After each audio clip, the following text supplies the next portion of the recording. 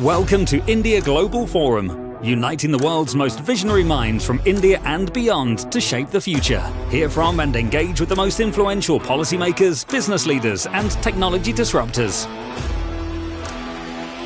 Get involved with our key initiatives and join us at our world-class flagship events in the UK, the UAE, and India. Join India Global Forum, a gateway to the limitless potential of India's growth story and a catalyst for global connection. Log on to www.indiaglobalforum.com and join the conversation. Did you know the Emirates flight you just took would have consumed up to 50% more fuel just a couple of decades ago? Ask why? Did we do something to the engine? Not really. Look closer. It's the material, high-strength composites. Know which other industry needs it? Automobiles. Using composites as building blocks, we can save up to 50% more battery and still get the same performance. Introducing Planet Electric, where materials transform mobility.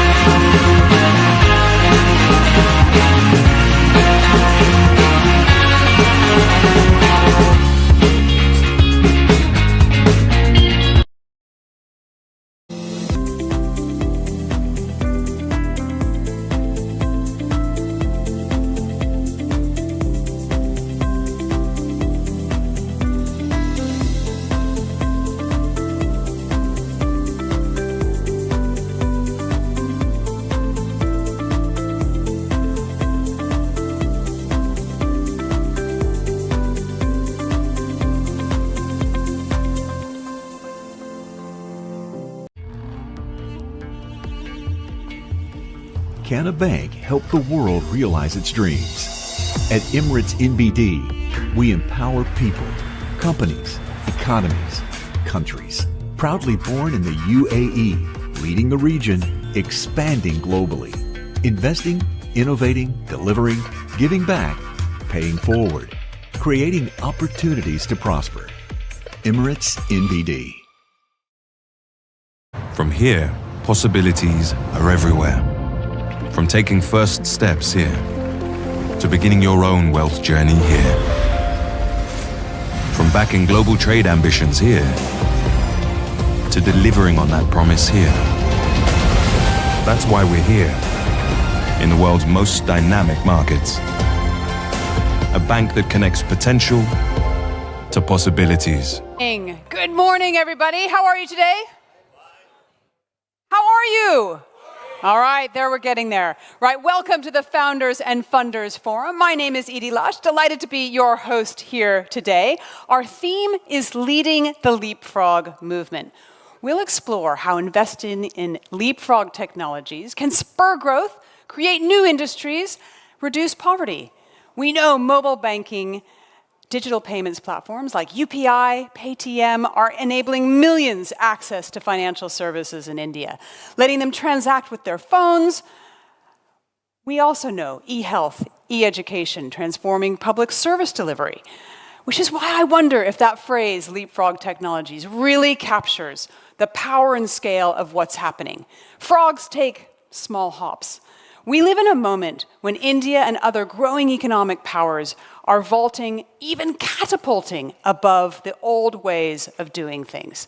So today we're going to take as our mantra the words of Michelangelo: the greatest danger for most of us is not that our aim is too high and we miss it, but it's too low and we reach it. So to open today, please welcome the Ambassador of India to the UAE, His Excellency Sanjay Sudhir.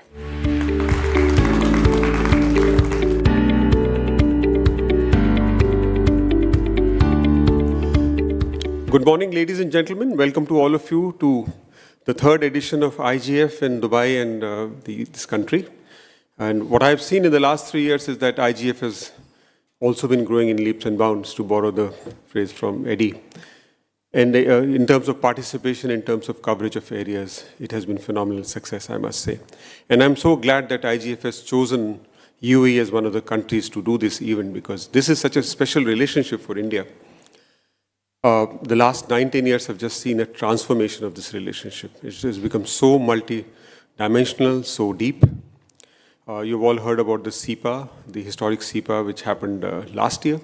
The first CEPA ever for this country, and our first CEPA ever with any country in this part of the world. Because of CEPA, our trade actually grew about 16% last year.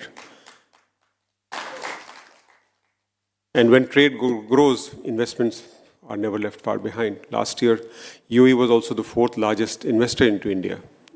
And I'm sure you have heard about all the big ticket investments which are happening. The good thing is that it is two-way investments. Big Indian companies investing into the UAE, UAE sovereign wealth funds and industries investing in India. Startups, technology is a major part of it. So glad to see founders and funders here. I'm sure you can play a very big role in one of the things which connect us, which is technology, startup space. In fact, during Dubai Expo last year, we started the Elevate sessions, in which we were able to attract some of the best startups from India, bring them here, pitch their ideas to prospective investors in this country. And happy to share with you that that is going on very well. The UAE entities are investing not only in big infrastructure projects in India, but also in major startups. And I think that's a bridge which is becoming stronger and stronger. Talking of IT and the products which we have been sharing, one of the major products is the RuPay card. In fact, just last month, during the visit of our Commerce Minister, Shri Piyush Goyal, we signed an agreement to share our RuPay debit and credit card stack with the UAE, making this the first country with which we have shared that stack. In fact, something which we are all proud of in India, because the RuPay card stack has, for the last 12 years, has proven how robust a system it is and how much of choice it has created for the consumer, for the retail consumer, and actually diminished the monopolies of some of the 2 or 3 big companies which have been ruling this market. It also builds India's image as a tech leader in the world. I'm also very happy that this IGF is giving very special focus to Africa. It's a continent with about the same population as India, about the same GDP as India, with huge potential, and in our common, I would say, struggles, whether it's climate change, they have to be a partner. And recognizing that, one of the major things India did during its presidency of G20 was to rope in African Union as a part of G20. Because we strongly feel that unless they are an institutional part of these mechanisms, it does not work. And if we are trying to evolve a global narrative, then Africa cannot be ignored. They have to be a part and parcel of that. So that was, I think, a big achievement, and thanks to IGF and Mr. Manoj Ladwa, that Africa, there's so much of focus on Africa. We want to be partners for progress. I wish IGF edition here all the best, and I believe it has a lot of things happened yesterday, including a speech by our Finance Minister, Honorable Nirmala Sitharaman ji. All success to IGF 3rd edition in the UAE. Thank you very much.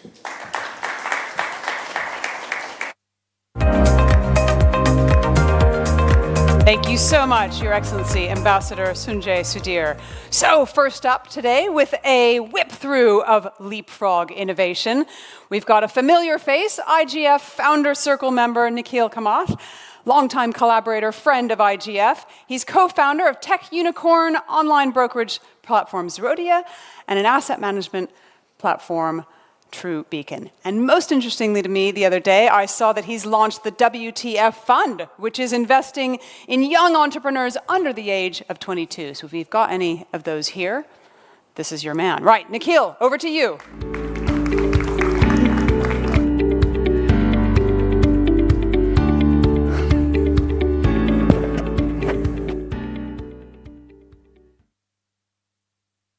Edie just told me I'm speaking on my own. I thought she was moderating.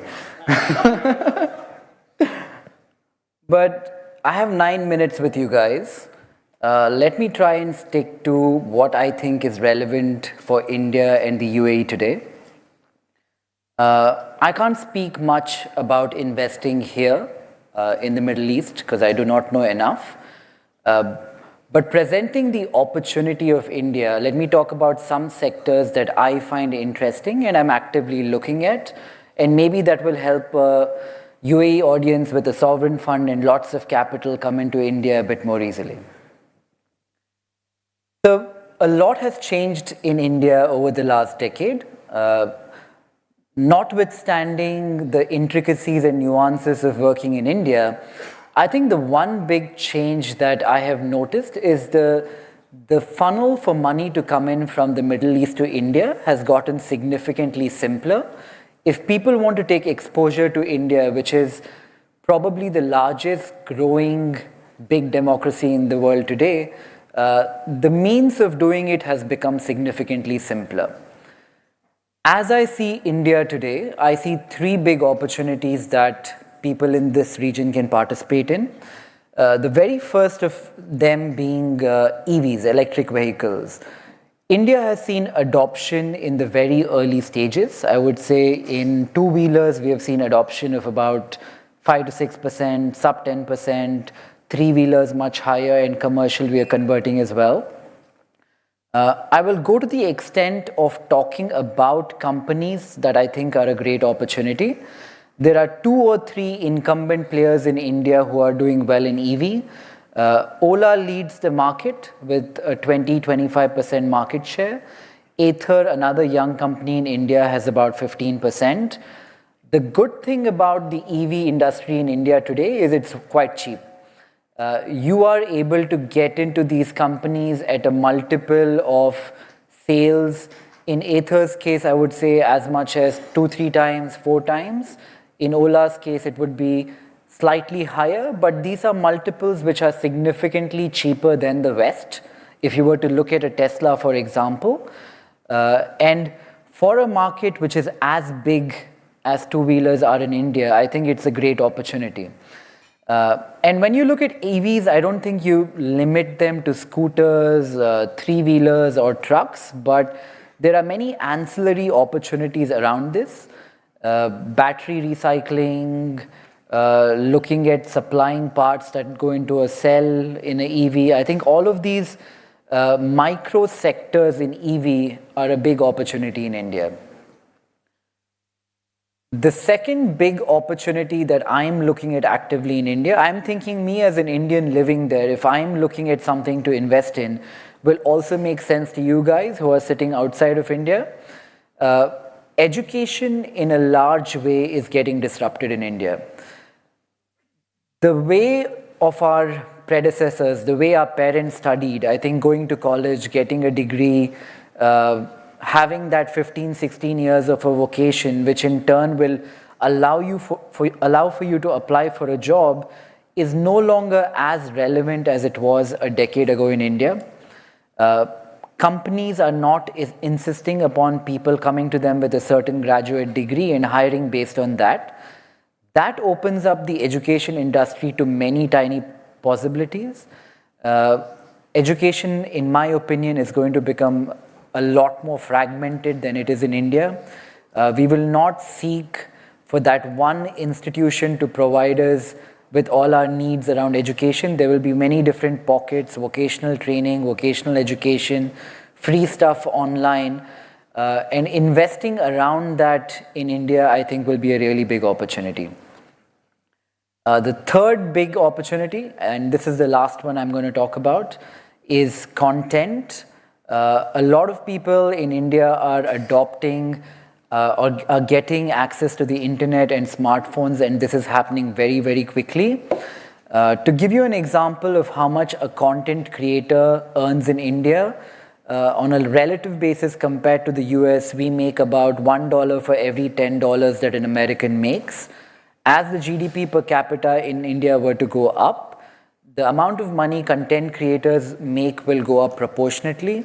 And I think this in turn will give many opportunities for investment in influencer platforms, which could be around monetization, which could be around finding a brand, the right kind of influencer as well.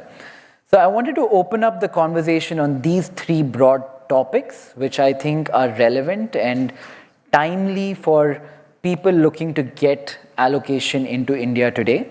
With that, I want this to be more interactive, so I'm going to open it up to questions. And Edie had suggested we can pass a mic around if that works.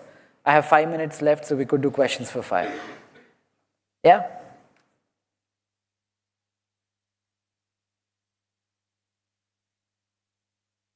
Thank you very much. And I think you are correctly right for the education part.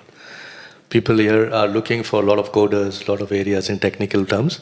You mentioned that it will be vocational institutions available. Do you have anything such in mind for any vocational training for EVs or batteries for people to do this? Because as we have mechanics for cars, maybe it's a big opportunity for somebody to start here, because Abu Dhabi has started manufacturing their own EVs. So probably you can give some highlight on that. Yeah, so me personally, I'm looking at this more as an investor, investing into people who are building great content. But if you're able to translate what learnings Abu Dhabi has had as a region in EVs into India, and you could do it via the internet, the open sourced internet, and I think there will be a lot of opportunities there. I can't tell you what specifically, but there are very many people in India wanting to know how they can start a business in EV, and maybe there are use cases in Abu Dhabi that can be replicated there. So if you put out content about what is working here, I'm sure you will find help for that in India. Thank you. Hi, Nikhil. Your question, you talked about the EV, adding to what gentleman had said, because UAE is a place or a home for GCC and Africa, and IGF represents Africa here as well. Yes, two-wheeler is very big in India, and there are over 50,000 delivery bikes over here, but all are the mechanical engine or the combustion engine. As India is so developed in the EV, it could be a great opportunity because the Teslas or every manufacturer is launching a EV brand here. Example, the Chinese brands come here, do their global launch in UAE. So is there, as the ambassador mentioned about, it's a two-way relationship. Could those EV manufacturers and the battery operators set up a plant here or launch their vehicles here? There's a great opportunity. From here, it could be entire GCC and Africa. So I'm just saying there is a great opportunity as you are funding into these technologies or so on, and there could be a great opportunity in this part of the world. Yeah, I agree with you. I think the opportunity is both ways.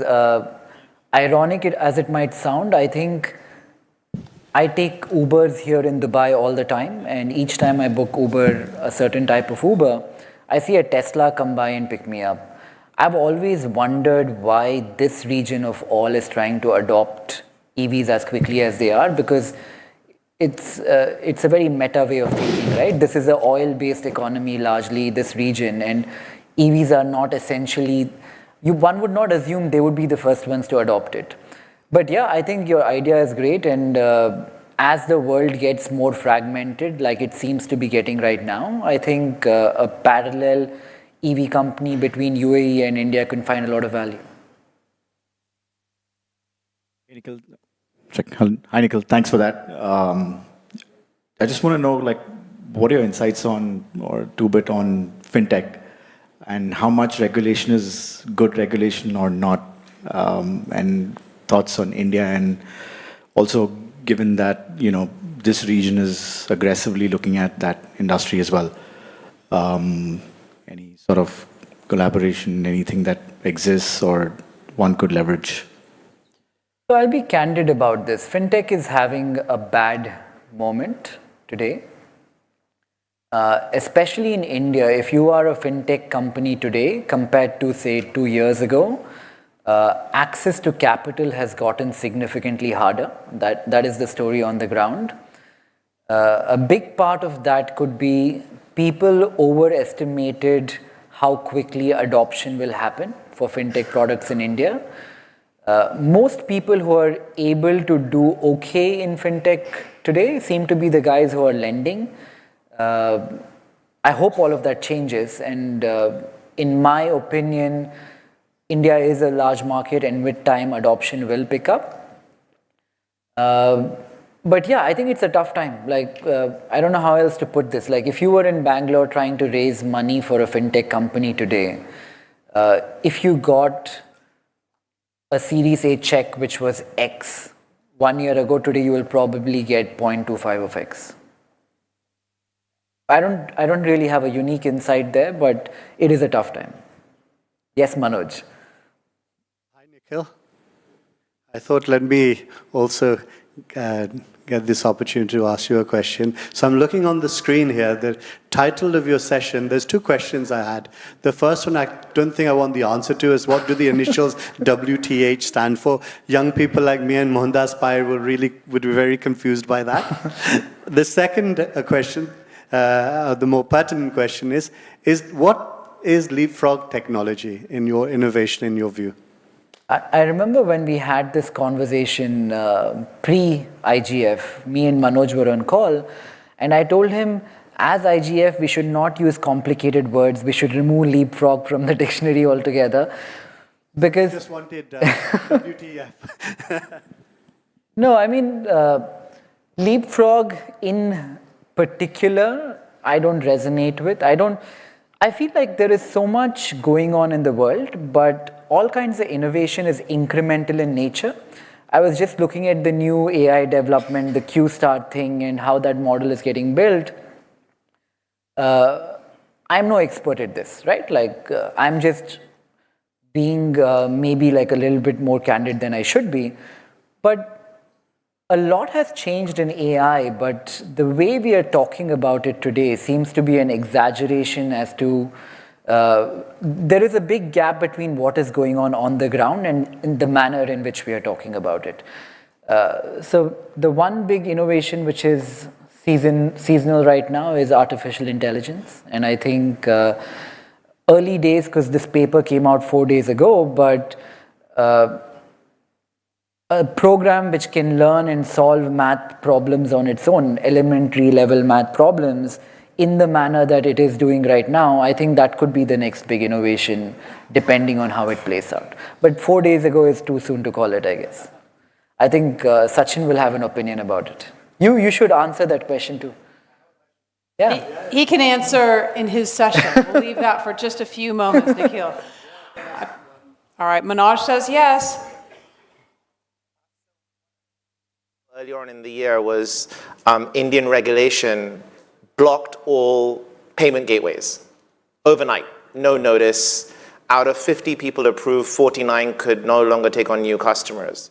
What is your advice for global operators that are trying to operate in India to deal with this rapid inconsistency that keeps going on in India? Leave it to your friend to try and get an answer that could get you into trouble.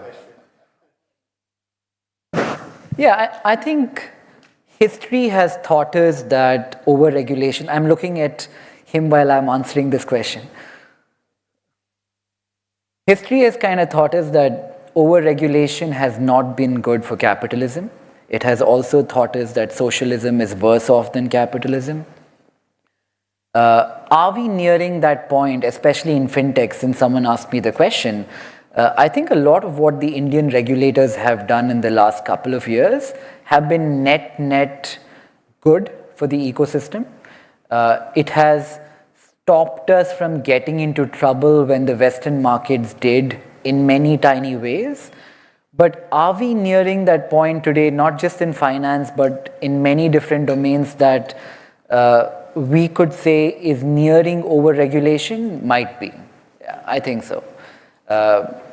I aspire to live in an India which is both capital account, current account convertible. There is so much appetite in an otherwise bleak world. People are so sanguine about India. I think that if we were to become truly convertible, in my opinion, more money would come in than go out. And like other Western developed economies, that should ideally be the path long term. Mohan has an opinion? I think Yeah, please. we've got to stop. I'm really sorry. I'm getting a lot of crossness in my ears. Next session needs to happen. Nikhil, you're here all day, right? Okay, all right. Well, thank you. Huge round of applause for Nikhil Kamath. Thank you, ladies and gentlemen. Thank you very much. Appreciate it. Thank you. So, of course, AI, one of the biggest technologies. We're going to delve into that in a moment. Can I just say that everybody who wanted to ask a question who's furious with me, I apologize profoundly. So, as AI continues to infiltrate our life, debate over privacy and data security is becoming increasingly complex. Next section, we're going to be delving into the world of end-to-end encryption. We're going to be asking whether the risks over AI warrant greater transparency and oversight in our encrypted data. So over now to Vikram Chandra with his guests to discuss balance between privacy and innovation in the AI age. Thanks a lot, Edie. Thank you for that. And I have a feeling we're going to end up going a little bit further than just the topic that you have up there, because if you are to take a look 10 years from now, 15 years from now, look back at 2023, look at the 12 months that we've just had, I would be prepared to wager a large sum of money on the fact that this will be remembered as a year when AI really captured everybody's consciousness, caught everybody's attention. The questions that are being asked right now are going to be very relevant, not just for our present, but also for our future. And those questions do include ethics and data privacy and, all of those things. But the questions are also a little bit deeper than that, as we've been seeing very recently in some of the drama around OpenAI and Sam Altman and that clash between doomers and people who believe that AI is the solution to everything. So to help us to navigate these really choppy waters, an absolutely fantastic panel. Let me start by calling them up. Mohandas Pai, Chairman of Aaron Capital Partners, who's an expert in just about anything you care to ask him, and is also, of course, he's the person who was one of the people leading Infosys, other things, been very clearly. Come on, grab a seat. We also have with us Sachin Dugal, chief wizard at Builder AI, who's been building the AI, and we're going to be asking him whether whatever he's building is safe or unsafe, or whether it's going to wipe us out or not. Shashank Bijapur, CEO and co-founder of SpotDraft, using AI, among other things, to solve all sorts of legal questions and legal problems. If you think you need lawyers to do that, well, not necessarily, because AI can help you with a lot of that. And last but not least, Dr. Krishnadas Nanath, who's the head and founder of Insight Labs, expert in many areas around AI. Ethics in particular is something that he also talks about and teaches at great length. So please do grab a seat, everybody. And let me just start off, before I start talking about the data dilemma and the ethical frontiers and the rest of it. Look, the first basic ethical frontier that I think we should probably try and address is whether we're all going to be wiped out by AI in the next 5 years or 10 years or not. Is this human extinction approaching? As if you were to read social media or see some of the more sensational press, or if you were to really be looking at the debate that was underlying a lot of what was happening at OpenAI right now. One, I'm going to start with you.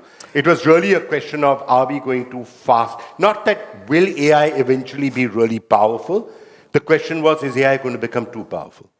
No, I think AI is going to be powerful because it will have capacities beyond the ability of an ordinary human being.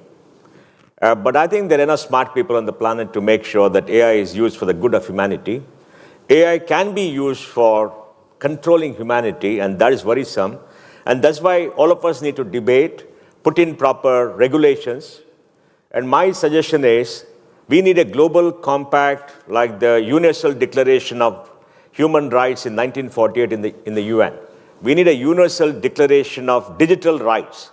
So the digital rights of 8 billion people on the planet are protected. And we need to debate that now because the speed at which AI is changing and developing is worrisome to people who understand the implications. But it'll be a force of good, it'll transform our lives, it'll help us, and we play it well. But it can be used to control the human mind, and that is extremely worrisome. You're talking about AI being used to control the human mind by humans, right? That's the by humans, maybe over a period of time, it develops intelligence of its own, which logical intelligence is very difficult, okay? But systemic intelligence is something that can be done based on data because it can keep responding to you in a chatbot in a way where it just controls you. And I think, we've got to get deep into this, and we're seeing the effect of all this in a very different way. For example, Vikram, you've seen that you create people's images in AI and use their voice to speak and pass a message, which is not their message. Yeah. Now, none of us, 99.99% of humans, cannot distinguish the real person and that message because, we don't know. We're just seeing a face, we're seeing the voice, we're seeing a message. We believe it's true because we trust things. We trust people, media people like you two, right? Media people would never do anything wrong, right? So that's of course. Have you ever heard of a media person trying to misrepresent facts or paint facts wrongly? It never happens. No, absolutely. You don't do it. But all right, humans misbehaving is one thing and is quantifiable risk. Sachin, I'm going to turn to you to the unquantifiable risk, which has got, even people like Elon Musk. Why are they worried right now? It's because their hypothesis is something else. It's not about humans doing something wrong. They're saying we could be in a path where 5 years, 10 years from now, you'll have artificial general intelligence. Then you'll have AI systems who are smarter than humans. And why is that scary? It's because if you look at the entire history, not just of the human species, but of all life ever, anywhere in the universe, when you have something smarter than something else, something more technologically advanced than something else, that wins. That always wins. And if humans are creating something that is going to be smarter than them, who knows what the future has? Is that science fiction or is that a genuine concern? Look, I think if you think about the concept of the singularity, it's the event horizon beyond which we cannot fathom what's going to happen. So I find these discussions really intellectual because the whole point of the singularity is we haven't quite imagined what the possibility is, right? So I think that's one. It's like you can't see inside the black hole. The reason you can't see inside the black hole is light passes the event horizon and gravity is so strong it destroys light. And you went back 50 years, we never thought light could be destroyed. But we've now realized that light is both matter and wave. So let's not talk about, in my opinion, what we think is a 10, 20-year out potential for the singularity. And the reason is it fundamentally needs evolution of the general stack that doesn't exist today. And what are those evolutions? So you have to visualize the current state of AI, and maybe in the last week it's probably gone from 56K dial-up to 128K ISDN. It is not broadband yet. And why is that, right? So I give you an example, and I've used this analogy before. Imagine, and this is sort of quite topical, we were trying to teach two children about Indian independence. We were going to teach a child in New Delhi and we were going to teach a child in London. Actually, we know that sovereignty is based on culture. Culture is based on history. History never has one version of the truth. In the current way of how, just to say one part of AI language models work, is they assume volume is an indicator of authenticity or accuracy. So he or she that buys the most amount of volume to say this is the version of history that's the truth, the LLM will learn that as the version of truth and will start answering, and then ultimately you have the risk, this is a today risk by the way, not 20-year risk, that history becomes homogeneous. Yeah. History is not homogeneous. So let's go a little bit further. So I think you have I think that's one. I think the second issue is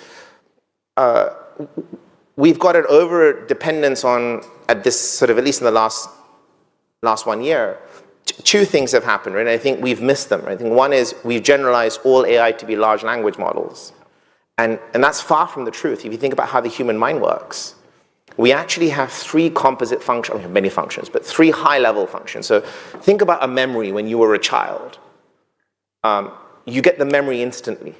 You're not generating the memory. Really important, you don't generate a memory, you retrieve a memory. So the smallest token in AI parlance is the memory. Second is if I said to you, guess the next word, what am I going to say? Right, say. That is a graph neural network because it is propagation based on enough fidelity of data to tell me what am I going to do next, but it's pure inference. And then I'm saying, like, let's write a poem about IGF. That's purely generative, right? So the world is not all generative because these two pieces are needed. And when these three streams come together, sort of talking about Q star, it's the first time when these three streams are sort of coming together. And you're getting logic for the first time, perhaps, potentially. Well, you're getting logic because neural networks are logic by default. Knowledge graphs are semantic representations of logic, right? So the minute you can use the knowledge, the childhood memory, the what am I going to say next, inferred, and then I can generate, I'm getting like, a 6-year-old's logic at this point. And the big step change is going to be how fast can I compute it? And so your big issue right now is a big issue. I'm sort of happy at this point because we don't know what's going on. Is that quantum is quite far away. And you need that last piece to be able to, in my opinion, really get to generalized intelligence. But I'm just going to stay with this like a dog with a bone before I come back to some of the other issues, including the positive stuff. So, Shashank, if you look at the debate that has been happening for a while and accelerated, obviously, in the last 1 year, may have been behind a lot of what was happening with OpenAI as well. To take as example, we don't exactly know what lies behind the event horizon of a black hole, which is why you would be somewhat alarmed if scientists were sitting on the planet and saying, let's try and create a black hole in a lab. You'd say, what are you doing? If there's somebody in a lab in but Wuhan, they are.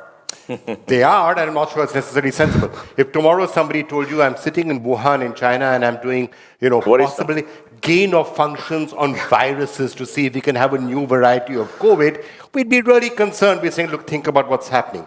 So I guess the people who are concerned right now is, seeing as you don't know what's going to happen, seeing as you don't know when it could take that next step, should you be careful or should you not? And the other side is saying the only way you can be careful is to have government regulation, and that's a form of totalitarianism, and you guys are Luddites and you're anti-science. Yeah, I think we need to stop looking at AI as the problem and start looking at AI as the solution, which is really what it is intended to be. And in the history of technology, which is all aimed at us being more lazy, there have always been more and more there's always been a debate against the technology that's coming out. When the cars came out, it was all the horse carriage drivers who said that, hey, this needs to stop. And then now we are talking about carbon pollution, which is way down the line. So to draw inference from that, I think, yes, there could be... If I may interrupt you, the only difference is that this is the first time it's more intelligent than you and potentially more capable than you. So it is the first time that each one of us can try it out without having to write a line of code, which is why there is this debate.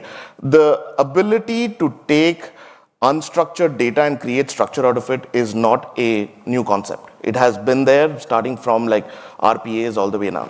But I think it is the ability for each one of us to be able to do it, which is exciting. I mean, think about it. In a world where cars are driving themselves, why are we still paying lawyers thousands to copy paste words on a contract, right? I mean, if AI can come and change that, it's for the good, and we all know about lawyers, and so yeah.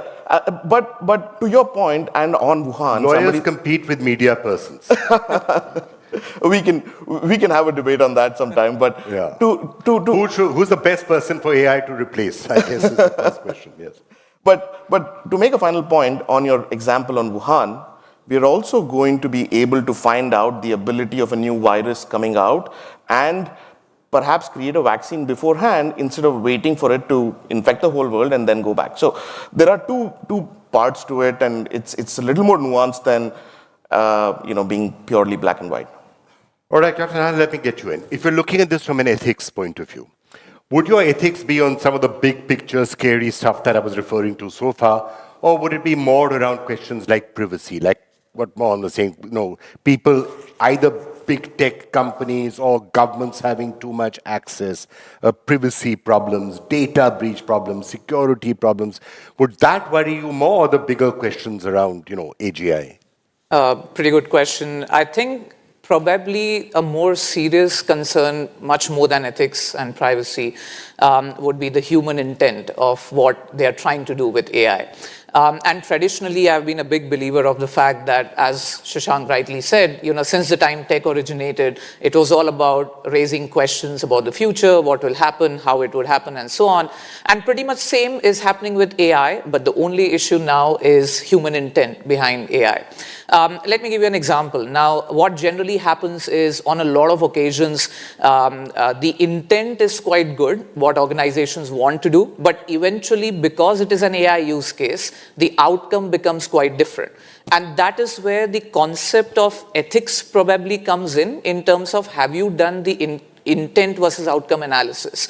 For example, Netflix. I'm not sure if you have read the story about the thumbnail customization that Netflix wanted to do. The intent was great. They wanted the posters to reflect your taste and so on. But eventually what happened, it turned out to be a racist algorithm. Based on your demographic behavior, it is putting those characters in the thumbnails who are not even main part of the series or the movie. Again, intent versus outcome. So as far as the human intent is itself bad, obviously your AI model is going to be with the bad outcomes. But if the human intent is good, and this is where the ethics comes into picture, that if you put those frameworks in place which could regulate the possible outcomes of what AI could do, this is where is the future line to be. Talking about Mr. Pai's example of deepfake, he said, it could be your voice and your image converting into a video. The other side, we have wonderful examples. Again, possibly the best example that comes to my mind with deepfake is the campaign that Cadbury did with Shah Rukh Khan in India. Does anyone know about this? No. So they actually created a Shah Rukh Khan ad where he comes in and says, hey, this Diwali, buy this, and I'm buying this. So now what a small store owner could do, the owner could go to a website, fill out the name of the shop, the place where the shop is, click submit, and it automatically creates ad with Shah Rukh Khan telling about that store and saying, hey, why don't you buy from this store? This guy has wonderful this thing, and free and commercial to use. One ad by Shah Rukh Khan resulted in 100,000 ads being used by SMEs and small shop owners, which is where the other side looks like. So let me come in the reverse direction. Shashank, one of the areas where, let's face it, AI is already proving to be revolutionary and making a massive positive impact in areas, specifically in areas where it's ANI, right? Artificial narrow intelligence, where you're asking it to do one specific thing and doing it really well. You are getting it to, say, work on AI drafts of legal contracts. Google does it for Google Maps, and all of us use it and use it very successfully. Is that where you think the real power will come in? Not in some generalized system, but getting it to solve specific individual problems and do it much better than humans can. Yeah, but in order for it to solve that specific problem, it needs to know a little bit of general AI. For example, AI that needs to be able to draft a contract needs to understand the concept of alphabets, words, sentences, connections, and then be able to go deeper into the contract. So yes, there is I feel like there is going to be an evolution in verticalized specific AI to start with before it becomes more general and available to everyone. But I'm excited to hear what Sachin has to say about it, because he has, he's building something super specific and towards engineering. Yeah, I was just about to turn to him. Same question. So I think we have the risk of confusing machine learning with generalized AI. Things like sentences and words or vector transformers, that's just predicting the next word. It's very far away from sort of the original question, right, around sort of risk. And I think machine learning, computer vision, knowledge graphs, neural networks are very good in many use cases today. We use it for, here's a basket of 50 features. Natasha, tell us the way to organize them. Like, what's the right way? What's the right flow of the application? What's the right way to customize these features? That's a very different problem to opening up a chat experience and being able to answer any question about anything, including logic or information retrieval.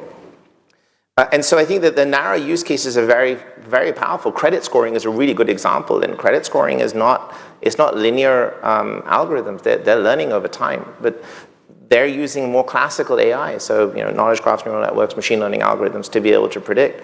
And that's stats for all intents and purposes. Right? We haven't yet got to a world where we're really using the modern framework.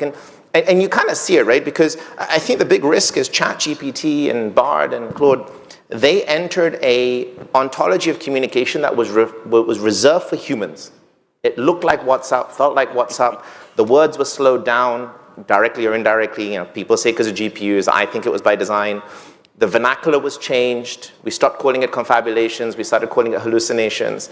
And so human beings freaked out because you had something that sounded like a human but was a bit dumb, in all honesty. But it still sounded really smart dumb.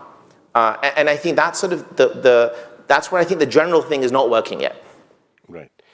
Well, let's come to some of the other questions. A lot of talk about what sort of regulation there should be, what should happen on data privacy. Everyone's data is being, provided in some form or the other. And the more data you're having to put up and upload onto the cloud, the greater the risk that someday it could be used against you. Deepfakes is only just one example, potentially, of that. How do you regulate something like this? Should you regulate something I think we should ask fundamental question. To whom does my data belong to? It should belong to me. It could be on any platform, Google, X or whatever it is. The data should belong to me. Who will control the data and use the data? It should be me as an individual. Okay? And I think it's important. Where will the data reside? It should be in my country. Because in my country, as a citizen, I'm protected by my government. I don't believe in this surveillance thing in democracies. In dictatorship, it happens anyway. For example, all our data is there in the United States. All the data centers are there. They're all subject to the NSA. They're snooping on your data right now because we are all non-resident aliens in the US. What rights you have is already gone. Uncle Sam knows about you much more than government of India will ever do. So I want it to reside in my country, data sovereignty, right? And the next part is, how will I give the data to somebody to use? So my permission to be taken. And these are the things that we must debate eternally. And then data cannot be free for everybody because we're all become piece of data. It's become too big. And finally, who is going to protect you against misuse? It is your courts of law. It's your country. Now you say, I don't want government to have data, surveillance. That's nonsense. Because you're already under surveillance by somebody outside your country and you have no protection. We need protection. And why is that? Because one, there's enormous data available which can be used to control your mind by sending you messages like it happened when, this Meta gave the data to Cambridge Analytica for the elections. You saw it happening in the Great Hack, right? And if AI is added to it, it becomes much more complex. And the second thing is, how we could be shut out. Twitter shut you out. Twitter shut out Trump.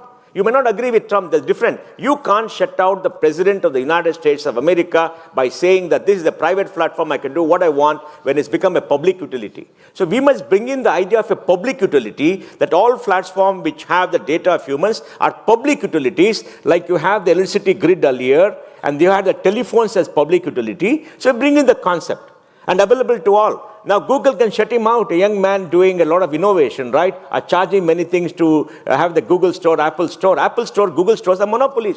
They could shut out Nikhil. Nikhil has built a great company, wonderful entrepreneurship, but he uses the net. He could be shut out, are charged abnormally high, and they can say the private platform. So we need to think through all this.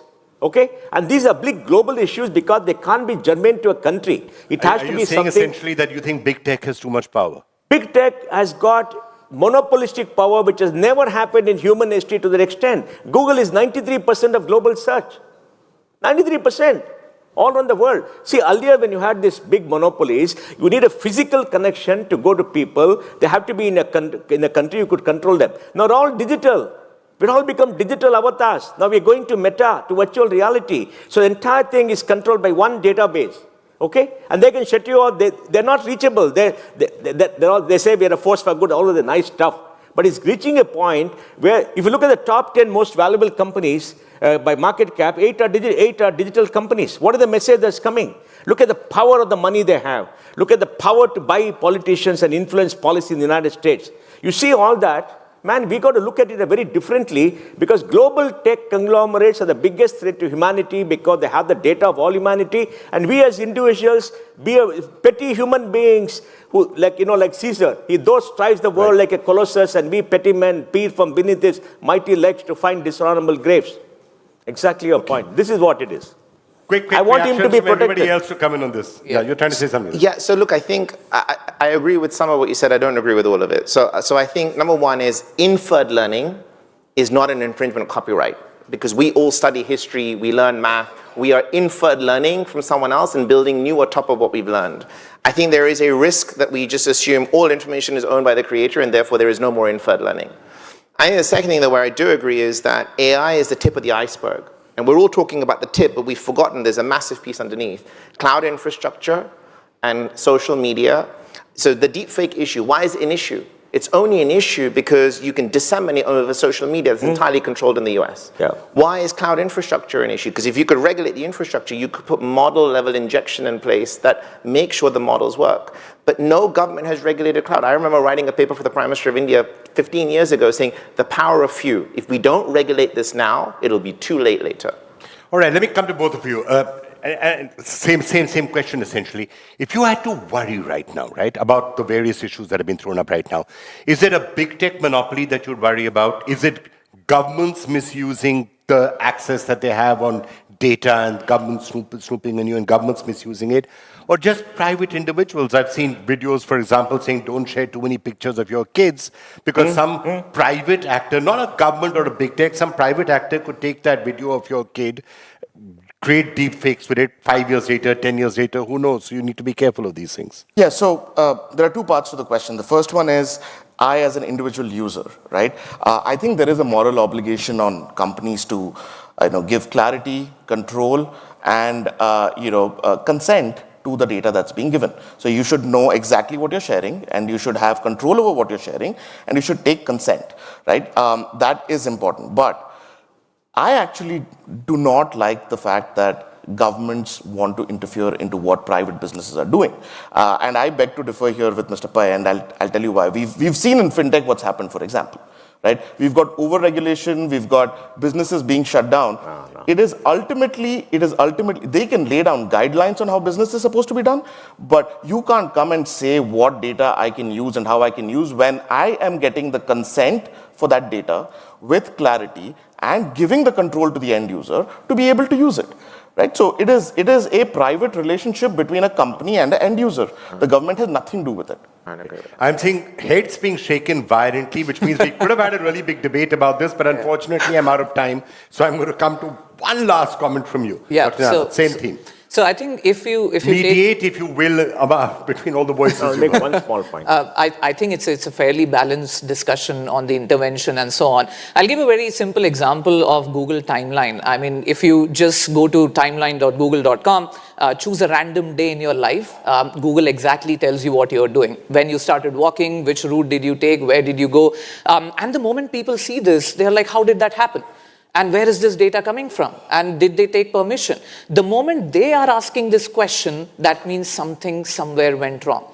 Of course, Google can have all rights and say, oh, this is where you gave consent, and you're talking about individual level, right? As a moral, ethical, responsibility alert person, I would have given consent, but the real question is, did you put the consent in the right way? With those 10 pages of cryptic documents, if you would have replaced that with one thing which says, we are going to track you every second. Do you agree? And let's see how many of them agree or not. But having said that, just one more last thing on where I see the future going with data ownership. I think something that happened in the music industry is about to happen with data. So there was time when people were downloading songs from torrents and this and that. Today, hardly we do that, right? We have Spotify, we have Amazon Music. There's a license mechanism by which it has become more organized. And I see something like this coming in the world of data. People will get incentives for sharing their data, a licensed version where independently you can download, I'm still seeing heads being violently shaken. I am out of time. You said one line. So I'll give you one Look, line. this fintech regulation is about KYC. Okay, those companies didn't do proper KYC. Even a public sector bank was stopped because of the KYC. Paytm was stopped because of the KYC. All the big, it's about KYC, that's all. Okay, and you came to a stage without doing proper KYC, which was very huge. That means they allow you to innovate. So KYC and others are important to protect people. So I think we got to be clear. Yeah, and I think the last thing on this is regulating fintech and regulating civil fabric are just both two different. I mean, you can't even put them in the same sentence. Yeah, but the question is about government intervention at the point. Like, and for civil unrest, you need government involvement. Like the whole concept of civil liberty will vanish if you don't regulate it. Yes. At a policy level. We will continue this over drinks this evening, and all of you are invited. So we will. This panel can clearly go on for another hour or two, but unfortunately, I don't have an hour or two. So, Edie, I'm going to hand it back to you. Thanks, Vikram. Great comparing. Thank you. Thank you. Good stuff. Bye.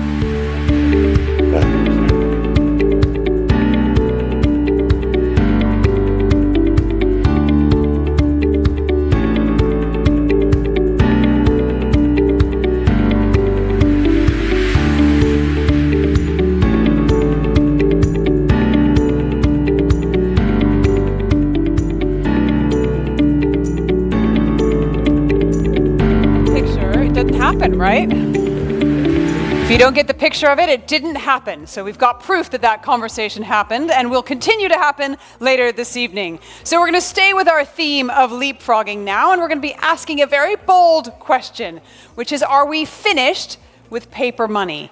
How many people here still have paper money in their wallets? All right, one person, I do.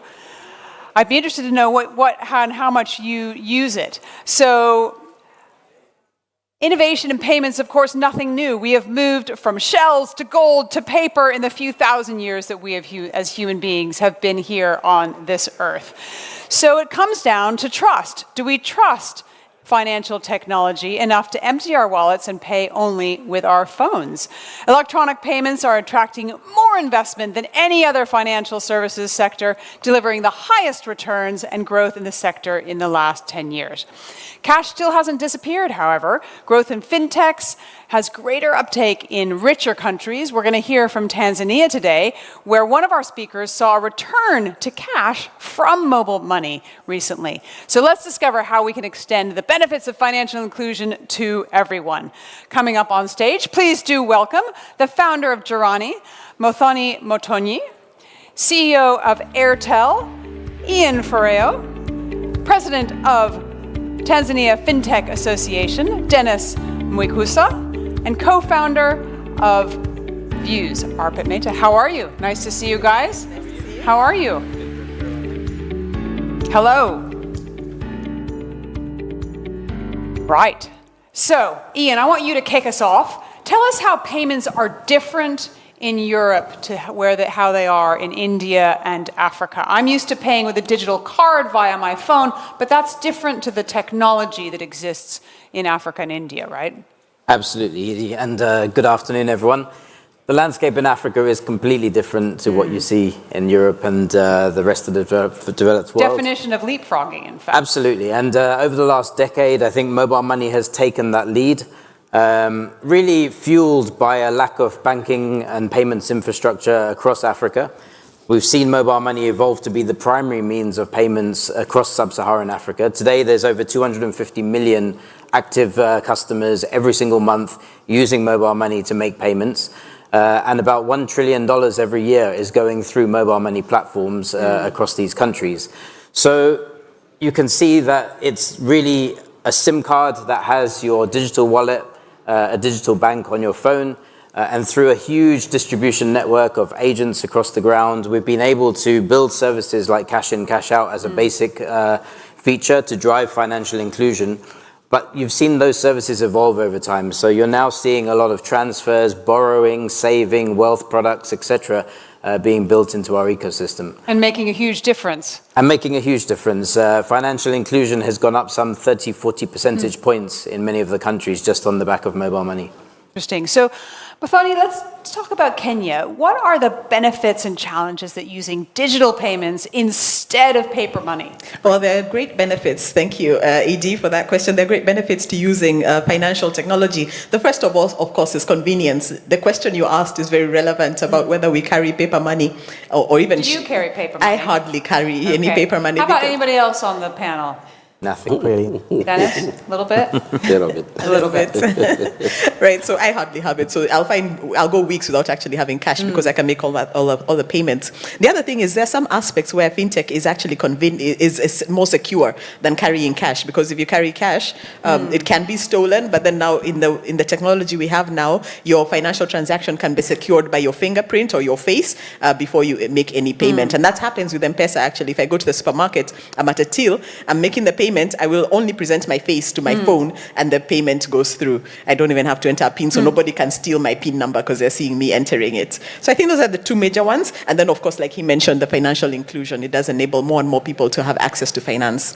The challenges that I think of is, how we've come to depend on fintech. If it is not working, it's very then inconvenient. It's so inconvenient. And when there's any pause or slowdown, suddenly I feel a sort of intense anger building within. Exactly, and there's some small annoyances. Like the other day, I wanted to make a payment for parking. It's a small fee that you have to pay because you've parked somewhere in a supermarket, and the M-Pesa at the time was not working just for a minute, and it was hard, and people around me were borrowing money from me to make the cash payment, because at that point I did have some cash. So the challenge there is that if the system is not working, then it does become very inconvenient because we have come to depend on it. Those are the challenges I see. And then there's also financial exclusion, an aspect of it. And in this aspect, the aspect is that, we use mobile phones and internet to access the financial technology. And if you don't have a mobile phone or a smartphone, or perhaps some areas don't have access to good electricity,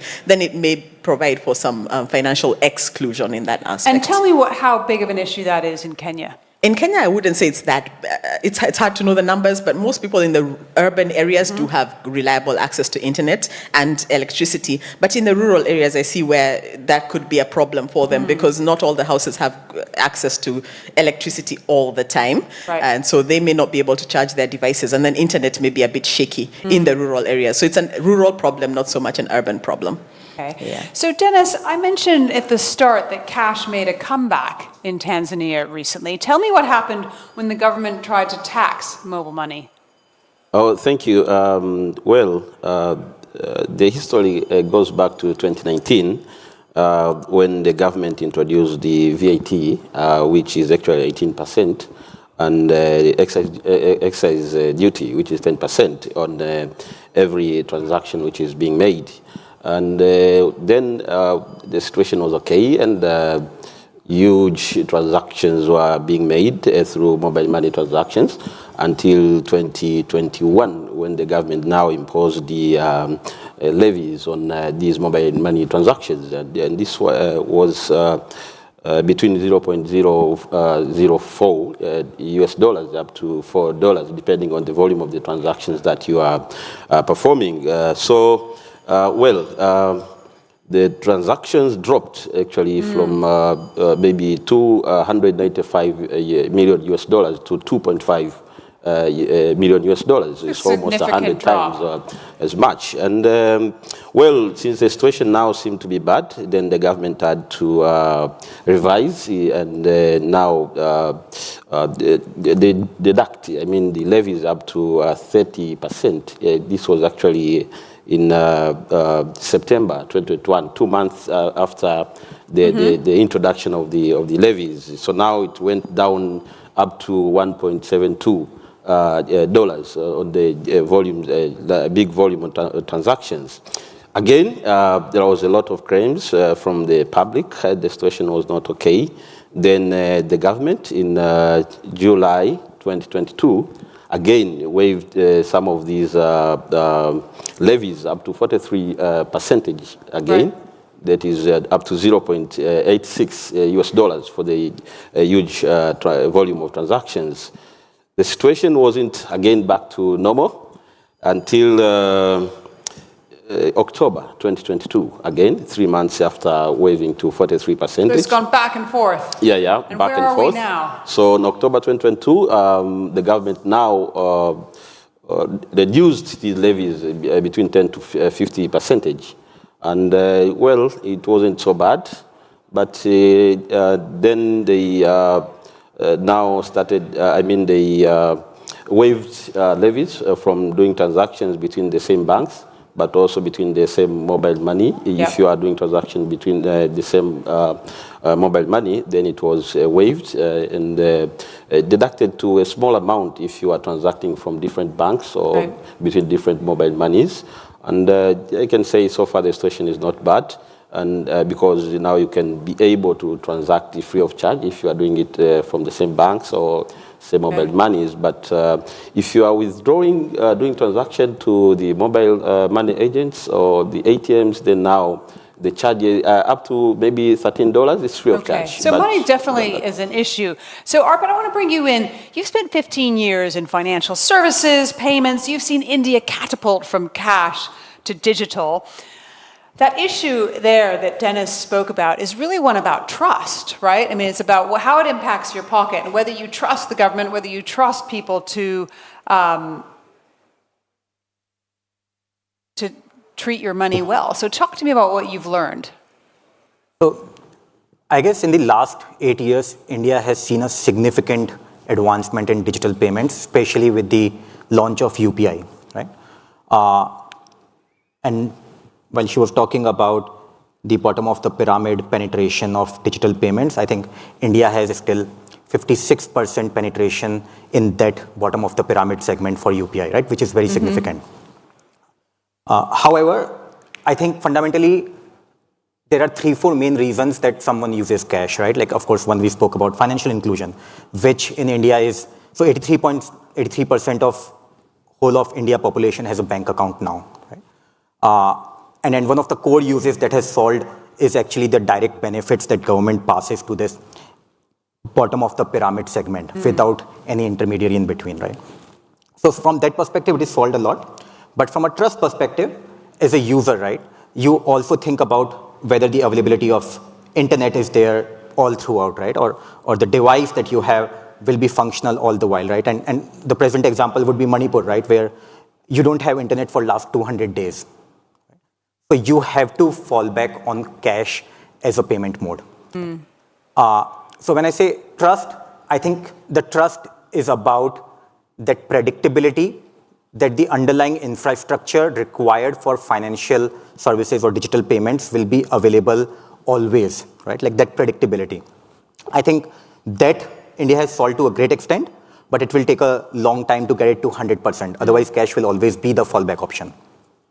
So what role, interesting about how cash may still be part of it, what role do you think paper money will play in the future of financial services?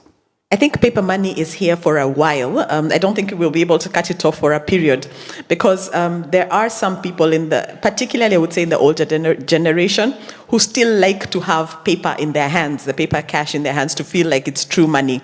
They think that the money that's in the phone may not be real true money. So there's an older generation and even perhaps some younger people who would prefer to have cash. So it's not going to go away for a while. It may decline, the use of paper may decline with time.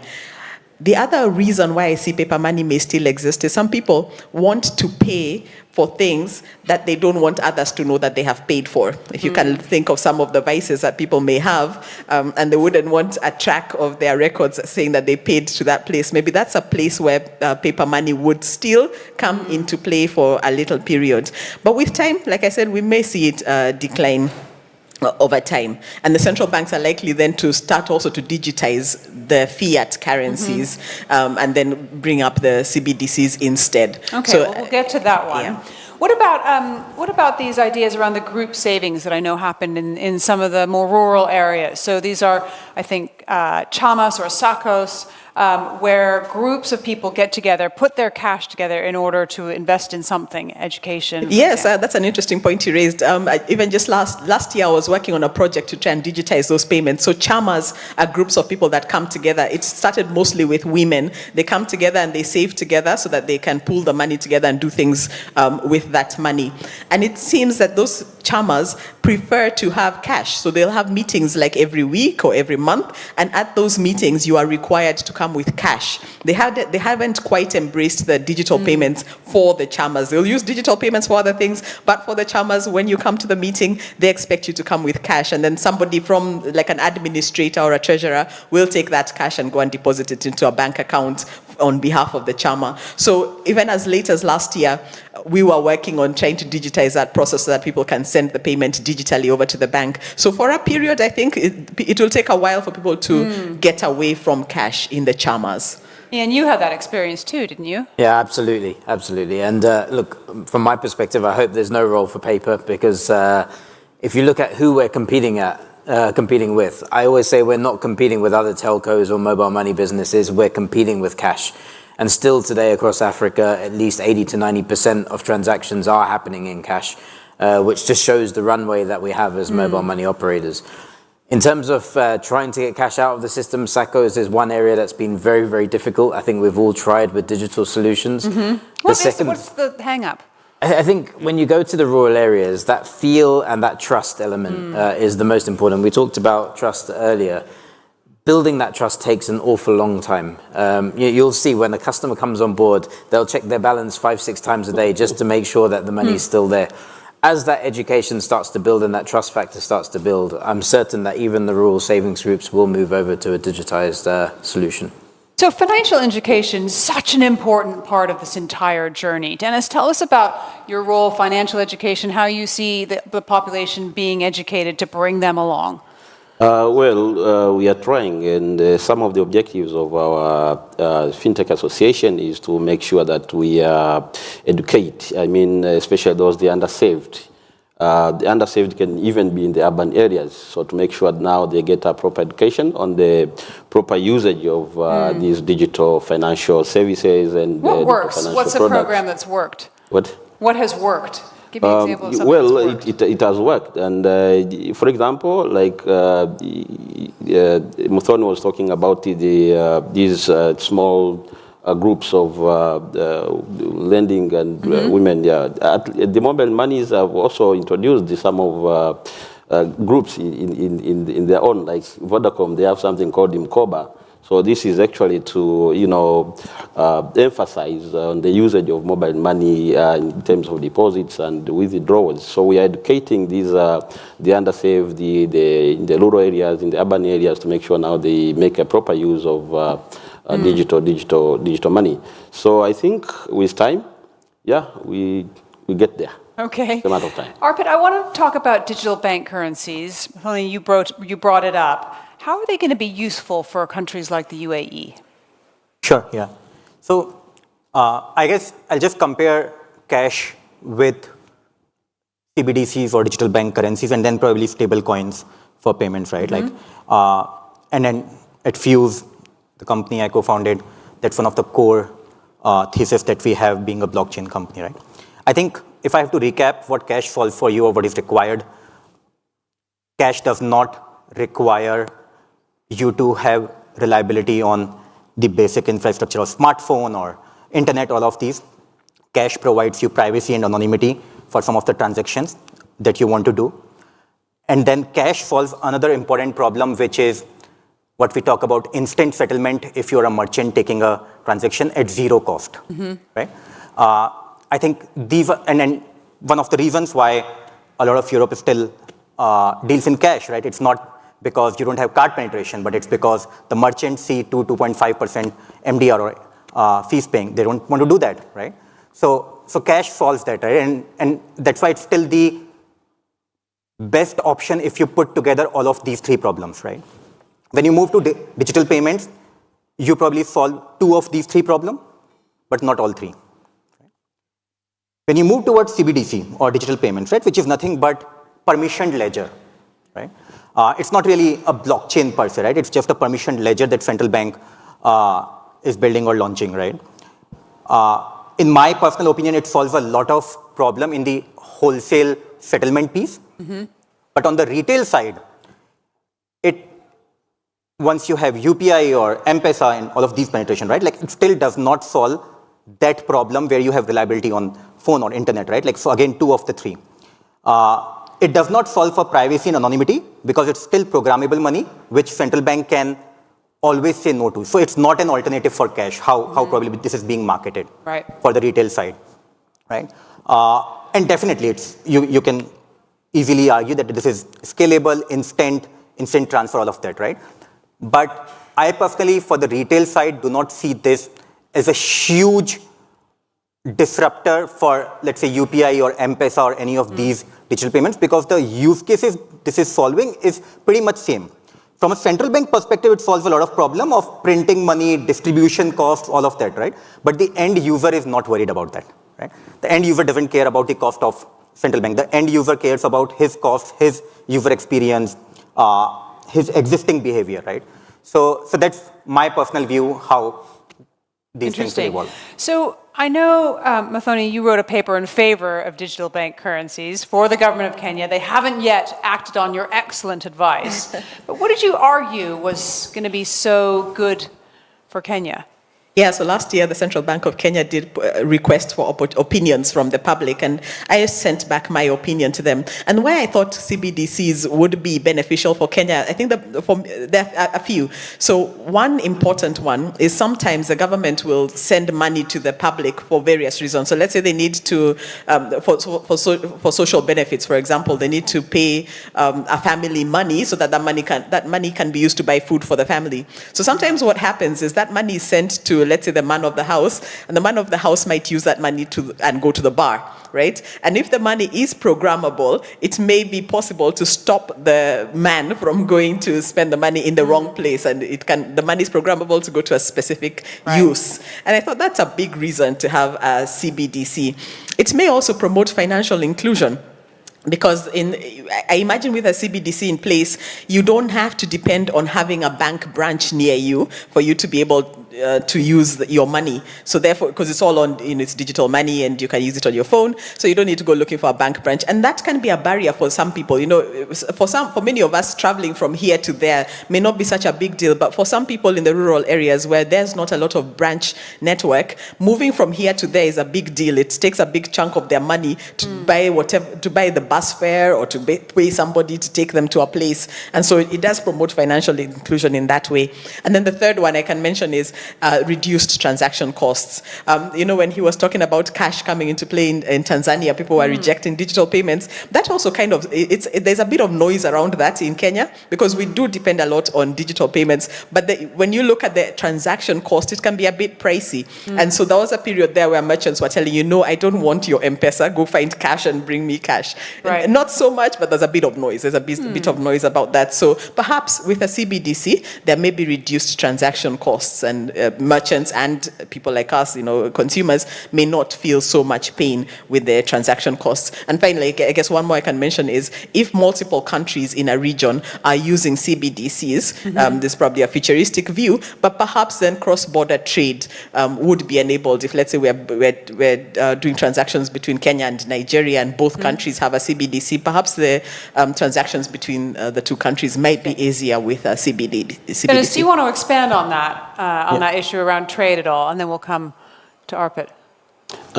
Thank you. We have actually not started in Tanzania, but with the current National Financial Inclusion Framework, which came out recently, it is recognized that now we have to start using that kind of technology. So I think going forward, then we'll get there. Yeah. Arpit. I just want to quickly put some light on, or probably put forward a point of discussion, right? Definitely CBDCs would reduce the cost of transaction, right? But at the same time, I think if we think it from a fundamental base level discussion of, let's say, CBDC is a product by central bank, and the banks or let's say M-Pesa or UPI, right? Like the banks and the telcos, and these are all distributors. Right? If they're distributing a product, and of course a product cannot work without a distributor. Right? If they're distributing the product, they need some financial incentive to distribute it. Right? If you remove that interchange or MDR or whatever you want to call it, right? They have no incentive to distribute it. Right? How do you then make a retail CBDC successful if there are no distributors or if they do not have enough economic incentive? Right? That's one. I think the other interesting thing that UAE has just launched, right? Like, so UAE a month back launched a consultative paper for regulated stable coins, right? And then I guess in this room, most of us are aware about stable coins like USDT or USDC, which are the two largest stable coins. Like USDT has a market cap of 85 billion, USDC around 35 billion. So they're decently big, but unregulated, right? So the masses still don't have trust on these, right? Because these are not regulated, right? Like masses want to place trust on government, on sovereign, right? UAE came with this proposal consultative paper right now, and hopefully the framework or the regulation will follow next year, where they are saying that central bank will issue license to banks or private players to issue their own dirham-backed stable coin, right? Which in my mind would be revolutionary, right?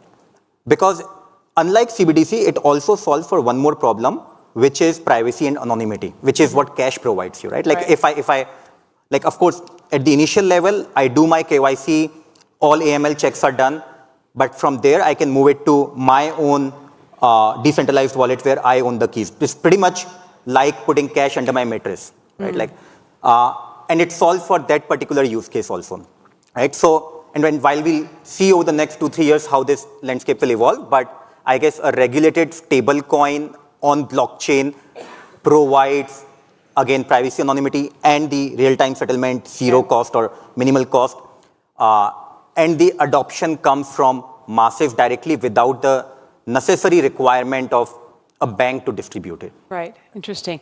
I want to get the audience involved. If anybody has a question here, anyone have a question? Yeah, can we get a microphone just here? And any other question? We'll take two. If there is one. Okay, here we go. Yeah, hello. So, Madam mentioned that there are a lot of cooperation happening between African Union, especially travel to other countries with visa and all. So I'm just trying to understand. For example, there is a strong. We're running out of time, so quick question. African please. Union is there. So I'm just asking. What's the possibility of having a central bank for African Union, and then initiate something like the NPCA things which has happened in India, so that this has been because the population and all those things matches with the entire India. So what can be the problems which can come? Of course we know the possibilities. What can be? Is it something like an idea which can be implemented? Okay, because great. Thank you. Thoughts? I can take that, and maybe Dennis can also do it. I think it's a good idea, but I don't think it is quite comparable to the India situation, because in Africa there are so many different countries, so many different regulations, and even languages are different. So the African unity, the African Union that you mentioned, it's really good, but for us to have one central bank, it's a nice thing to have, but I'm not seeing it in the near future for Africa. Ian, did you want to come in? Maybe to add to that, 54 countries, different regulation, different currencies. However, there is a lot of Pan-African trade that's starting to build up. And actually, mobile money plays a huge role in inter-country trade. For example, Airtel's in 14 countries. You're able to switch payments between all of those currencies through our platform on both ends. Give us some numbers there. How do you see the platform being used in terms of increasing trade? Yeah, look, I think if you look at our platform today, we do about $120 billion of transaction value annualized. Today, the international money piece is still quite small. It's coming to about 1.5 billion annualized. That is growing at the speed of 100% every year. So I think And that's before we've even opened up all the routes. The more routes that we open up, the more inflows and outflows that will start to happen. The more trade will start to expand, the faster the economies will start to grow. So I think we're playing a huge role in opening up the African states to not just Pan-African, but also global trade as well. Running out of time, I want to briefly touch on cryptocurrency, which is under a deep black cloud of rain after Sam Bankman-Fried's trial in the US. Arpit, what impact is this having on crypto in the Middle East? Yeah. I guess it's a very, again, I'll go back to the fundamental issue of trust, right? There are only two ways you can have trust in crypto world. One is extremely decentralized. People trustless, permissionless protocol. They are not trusting on any third party. Or extremely regulated, where you are trusting the government, the authorities, right? FTX or any of these 3AC or Celsius, any of these examples are examples where it was neither of these two and they were centralized in between, right? Like unregulated, centralized platforms. And in any of these cases, as you scale, human greed always takes over what's best for the consumer, right? I guess Middle East, especially UAE, has established a very strong regulatory regime, right? With ADGM and WARA in Dubai, right? And you are seeing, because of that, all the global Web3 companies coming here, getting regulated, and then doing business from here for the world, right? And that builds a lot of trust. It doesn't feel like it's had too much of an impact. Yes, right? So it's not the Wild West that we have seen in probably last 2-3 years, right? And that regulation, I think over the next few years, we will see across the world. Okay. Yeah, so, yeah. Briefly, Ian, tell me your best partnership that you've made and how this is impacting digital Thanks, money. Edie. Look, I think our whole business is about partnerships. We really see ourselves as a platform.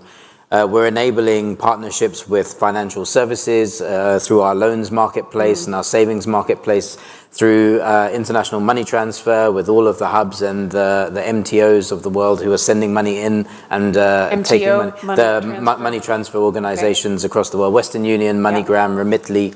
But I think probably the most powerful partnerships have been with government, NGOs, the World Food Programme, World Health Organization. Where there's a need for aid, we're able to disperse aid into areas that nobody else can get to. And we know that for direct example, money, cash transfers are better used. Absolutely. So like in Malawi, where there's been flooding or there's a real need to get aid, we've been the ones to disperse and ensure cash gets to whoever needs it and that they're able to survive through those periods. Okay. We're out of time, so I'm going to get a quick whip through. Tell me the year you think we'll see cash disappear in your country. That's a good question. Which year? 2080. 2080, okay. I wish it would be 2050, but we're probably saying 2100. Okay. Dennis? We still have a long way to go, and maybe 2000. That's all right. Not in our lifetimes. Not in our lifetime. All right, ladies and gentlemen, let's give them a huge round of applause. End of the road for paper money. Not yet. Thank you. Thank you. Thank you so much. Apparently not. Thank you very much. Oh, we're doing a picture.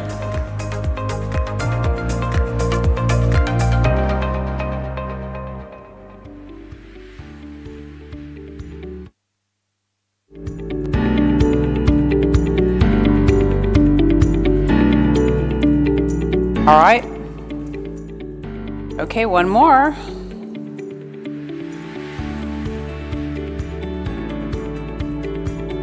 Thank you very much. Thank you. Thank you. Right. So we've had a little bit of audience involvement, but we're going to get you guys asking some tough questions coming up into our next session. We've got 3 funders for you who are used to getting pitched on the latest, greatest innovation. I'm going to get them up one first of all, and then we'll have 2 more come and join us. First of all, please welcome founder and chief hustler from Acidus Global, Dr. Samduta Singh. How are you? Nice to see you. Have a seat.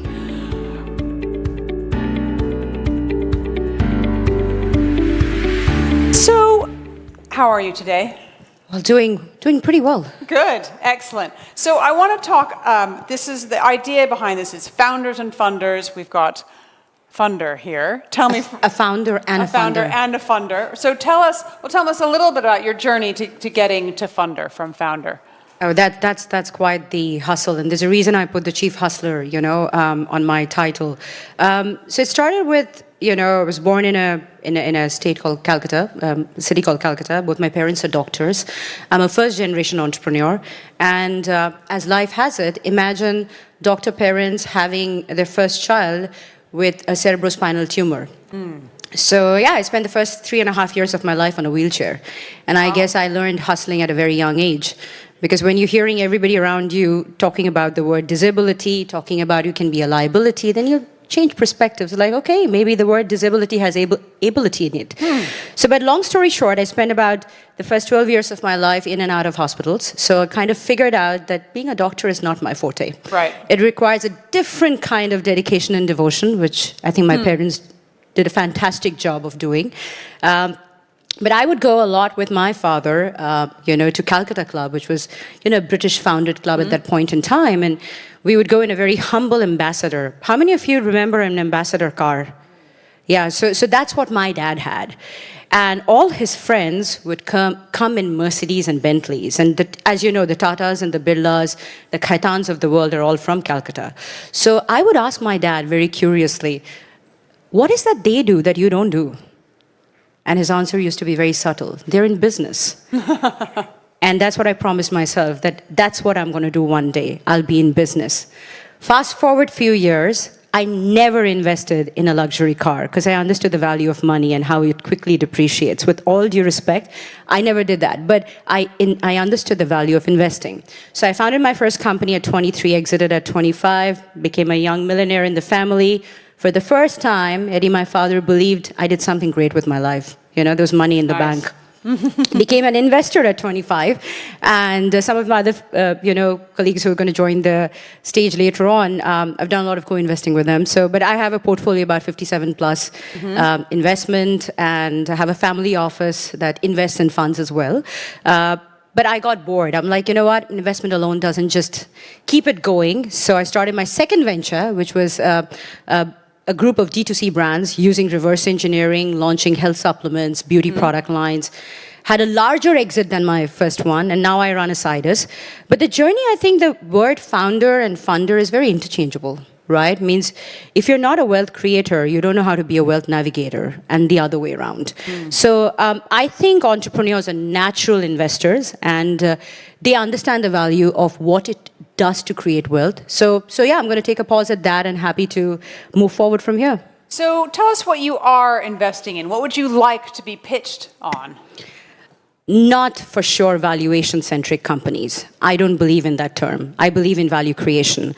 I run a Sidus, which is the third largest e-commerce distribution supply chain company globally, and we are profitable, Eddie. And I think, profitable since the last 4 years. And Eddie, women are going with money, right? The power of 2 X chromosomes. I think we naturally build the most profitable companies. And so for me, I believe in a company, it doesn't have to be profit right away, but I definitely believe in a company that has a vision of turning profitable. Because if you see the legacy, especially because we are an Indian Global Forum and we're talking about companies that have built legacy in India, whether it's the Tatas and the Birlas, the P&L has to look healthy. And you can't build a company with taking only money from investors.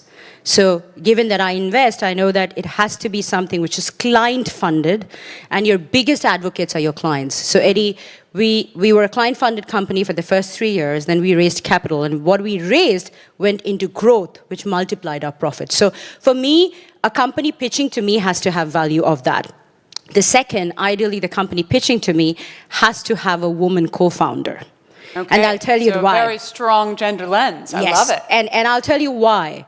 Because there is no creation between the two participants. And in this world of diversity that we constantly talk about, I don't think women need empowerment. That's a very pseudo word. I'm not even a big fan of the word feminism, because men don't talk about masochism. I think you need both. You need equity. And the reason that is super important in a business is because if men are very strategically inclined, women are very good with helping keep the money safe where it belongs and invest in the way where it belongs. So if you have the two perspectives, it's a fantastic win-win. So for me, that kind of plays a very significant role. But most importantly, what matters is if the business has value. What stage of investments do you make? We write checks from anywhere between 100K to even $1 million, right? But when we're investing in funds, it's of course a larger check size. But seed is the best bet that we have. I'm an angel investor for many years now. Why I like to take that level of risk? Because somebody took that risk with me too, Eddie. When I started off, I was just 23, somebody gave me my first $500,000.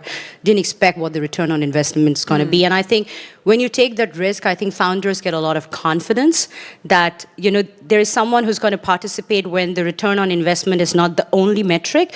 And I think that is something which I at least look at. But seed to a pre-Series A is our sweet spot. Interesting. All right, let's bring up our other two founders here. So please do welcome now to the stage Ankita Vashishta, founding and managing partner of Strong Her Ventures. Welcome. How are you? Good. And we've got Sujit Kumar, founder of Udaan. Thank you very much. Come on down. So, do we have another microphone we can bring up here? Or are we going to, or do we only? We're both you guys have mic. Fine. Yeah. Okay. Yeah. So let's stay with that. Let me ask you: do you have a gender lens when you're investing, Ankita? Yes. Okay. Tell me about that. Yeah. So maybe I'll just talk about my journey as well. So I've spent the past 15 years in private equity and venture capital, having spent time in UK, US, and India. I've seen the whole kind of cycle of being a fund professional, working for a $2 billion fund focused on the emerging markets, being part of a team managing $2 billion under investment, and then kind of finding my love as an engineer to work with more early stage companies in Asia back in 2011-12. That's when venture capital was really picking up in Asia, and working with homegrown entrepreneurs on tech innovations, launching my program, launching my first fund to look at early stage companies in India, Singapore, US, and then kind of moving on to my second fund, where we were looking at early stage tech companies, but also looking at capital with a purpose. I think someone who had been in the PE industry and then venture capital, I realized that there weren't enough women entrepreneurs, and there weren't enough women decision makers as GPs making those investment decisions. So then I launched Saha Fund, which at that time was the very first venture capital fund to invest in women in tech. And so then took that as the thesis to look at companies and really say that, if we're looking at women leaders, women as powerful consumers, we can really bet on higher returns for our portfolio companies. And now as I build out Fund 3, this is a much more bigger fund looking at US and India, looking at early stage tech companies where gender is one part of the allocation, but we've gone deeper into B2B SaaS, enterprise, AI, climate, and consumer. We now, I think over the past decade, I've invested in 60 plus companies. I have 4 unicorns in my portfolio. I'm one of the first investors in Licious, which is one of India's largest consumer brands. Unifor, which is a conversational AI company, and then 2 of our companies got bought over by unicorns. One is Fiternity to CultFit, and one is My Ally to Phenom. And majority of my companies have been women-led. And that's what I kind of set out to prove out, that women mean investment, women mean returns, and women mean business, so why not invest in them? Nice. There is one sitting right next to her. So I just have to say that Ankita is also an investor in my company, Asidus. And this is how the ecosystem works. When she, of course, launched, she's been a super successful, VC. And when she launched her third, I said, can I put in a small check in yours? Because I know that your return on investment is one of the highest in the ecosystem. But she took a bet on me when, nobody else was. I heard a lot of no's when Ankita said, listen, I got your back. And that's what we need. All right. Thank you. Sujit, tell us a little bit about your story as a funder as well. Thank you for inviting us here, and I'm associated with IGF from last 3 years, 2 years. I think always it's a different topic, and that excites us. So it's not a mundane, you're talking on the same topic. And given the criticality of funding all across the world. I think that's a great topic. So you can't talk about prescribed way of, hey, in this sector it's working, it's not working. I think it's going through the different kind of evolution. About my journey, I think it's a quick, so from last 18 years, I am part of the startup ecosystems. First, I founded one company in 2005. It was a KPO in India. Then founding team of Flipkart.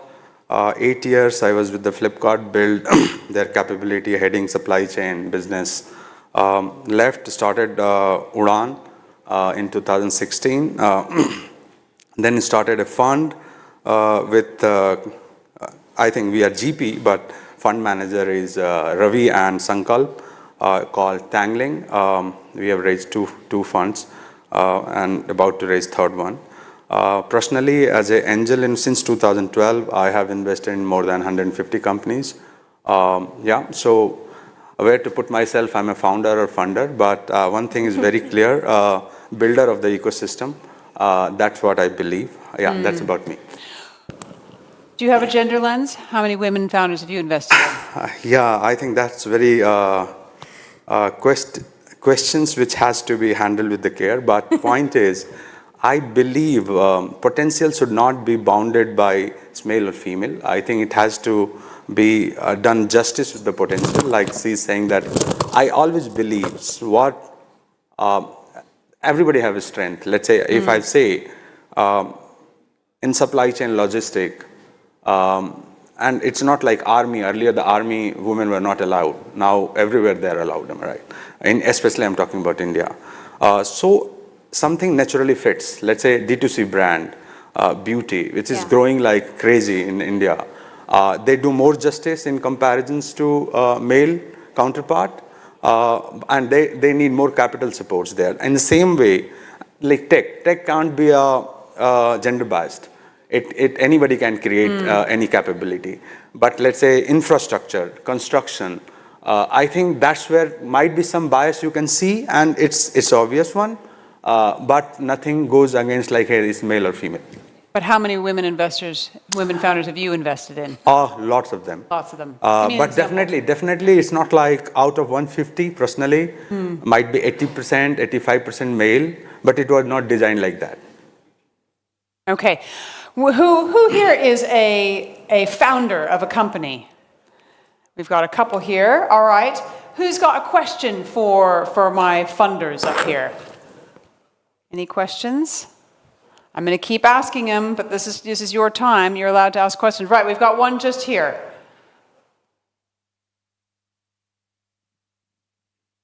Thanks. First of all, great panel discussion that we're having. 2.0's Shom, question for you. You run a business which is profitable. Starting a business as a woman, although I agree with our friend out here that there never should be a distinction between, what's your gender, because all of us are equally powerful. But I'm sure you would have faced a lot of challenges on the way, and now that you're sitting on the seat where you are funding startups as well, what would be your advice when it comes to running an enterprise which is for the purpose of profit and also business as a purpose for itself? So how are you managing the two, and what's your advice for newcomers as well? Thank you so much for the question, Kapil. I think you asked me three critical things. The first is, the diversity part. And I agree with, what he was talking about and what Ankita is talking about. When I started my journey as an entrepreneur, I never looked at it as a man or a woman thing. I think entrepreneurship is an attitude game. It's got nothing to do with you being a man or a woman. What investors really care about is the value proposition. It's true today that unfortunately, the number of investors that you meet on the other side are men. And most of them have never created a business. That's the sad part. The reason they do not know, Eddie, how to invest in you is because none of them have ever built anything. So the game that we are trying to change, and the three of us... Is it a blanket statement? I'm just saying... But I'm saying a lot of them. That's what I said. A lot of them that you meet has never built anything. And then you have, people like him and us, the reason I think we became, think about it, after you built Flipkart, you started a journey of your own, being a founder. And why we are much more meritorious investors is we have passion and prudence. We have empathy. We have a little bit of compassion because we've been there. It's very hard to hear no, whether it's for a man or a woman, it's the same couple. It's just that the society, I was just in a what do you call it, a panel before this. We're talking about the conditioning in the society is the man has to go earn, the woman has to nurture. The man cannot cry and the woman cries is too weak. The challenge is that. And I'm telling you, I've cried, I've heard a lot of no's, even though I've been on the other side and all. Why I wanted to build a profitable business, you asked me the second part, so that I hear less of the no's. When you're funded by your clients and you have a very steady revenue that is coming in and the business is making enough money, and Uran, by the way, you should know, it was one of my inspiration. You guys were doing B2B and we were doing B2C, and they were one of my inspirations because they're a profitable company, is that you don't have to really spread your hand out and ask for khairat. You demand. There's a difference. And when you can demand something, the audacity with which you have that conversation, it's equal negotiating, not one paying and the other asking. When I sit in front of an investor and I said, this is what my company should be valued at, is because I'm talking about actual numbers and not a story. Yeah. The last part, when I look at an entrepreneur, I actually look at them with a lens of compassion. It hurts a lot when you're told no again and again, and it hurts a lot when the person sitting on the other side is just playing because it's ego. So one thing that you have to crush is the ego in the investor, and the one thing that you have to appreciate is the tenacity in the entrepreneur. That's it. All right. It's crushing me when I ask for questions, and there's a sea of no's. All right, I see one right there. Yeah. So what do you reckon? Should we go for the funding as a startup, or when we make the company as a mid-sized company, and then when there is a lot of potential? From funders' point of view, what do you prefer? Startup funding or mid-sized company funding? Yeah, sure. Yeah, that's a great question. I think it has to, you have to see when, let's say, in 2021, when capital was cheap, even the idea was dearer. Everybody was funding behind just an idea, and hey, somebody is talking something and they were getting the money. When things changed, then people started seeing the similar kind of idea in a different way. They are saying that no, you have to first prove the idea, go to market strategy, launch the product, unit economics. So it depends when. So in current time frame, if somebody is just coming with the idea, I don't think so any takers are there. Now you have to show more tenacity and discipline, how you are spending your money, showing your skin in the game, how big the potential, but unit economics makes more sense in the current time frame. So that attracts more funder.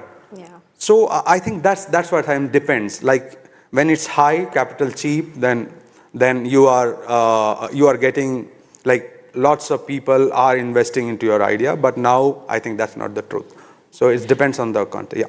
Yeah, and just to add on, right, I think it depends, of course, on what business you're creating, what you're doing. So even though I'm an early stage investor, pre-seed to Series A, the definition of pre-seed has matured, right? Yeah. Like I used to stay like 2 years ago when capital was cheap, anyone who was a D2C founder and had a pitch book got funded. Yeah, as an example, let's say some of the company, if you'll see, they have been valued, and in current scenario in 2021, which is almost like 10 years ahead of their valuations. Yeah. So if you'll see, those companies for the 10 years will going to be flat.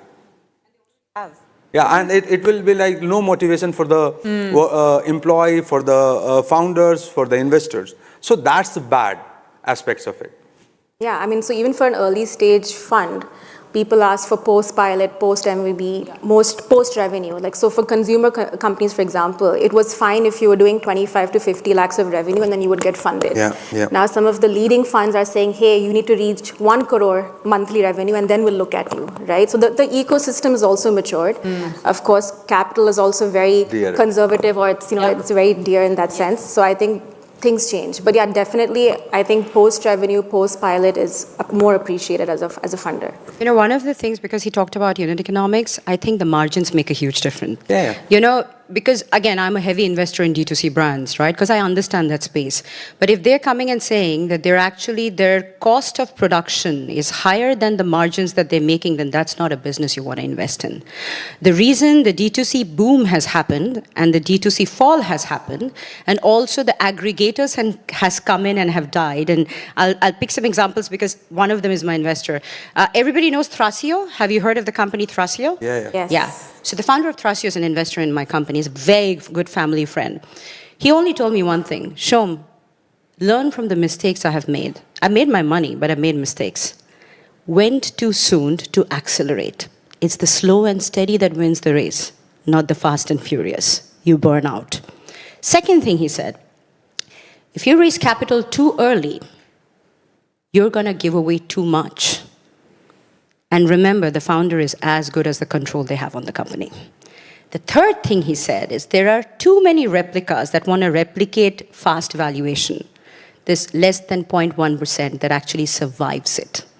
So the reason there were a lot of replicas of Thrasio that came in India and they're nowhere to be seen is because it doesn't work. Don't forget the culture and the country that you're building and replicating the company in.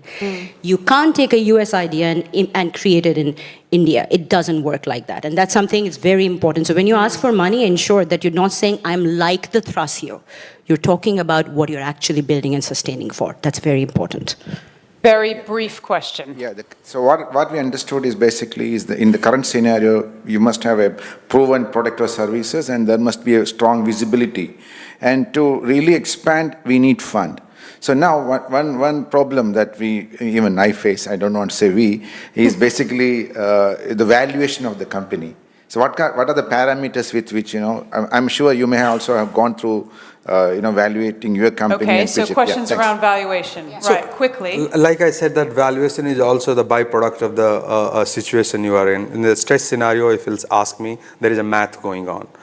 If you're a D2C brand, offline, enabled by online, I think anything between 3 to 5 times. Let's say that's good. Nobody says that. But when in 2021, it can be like 20 times.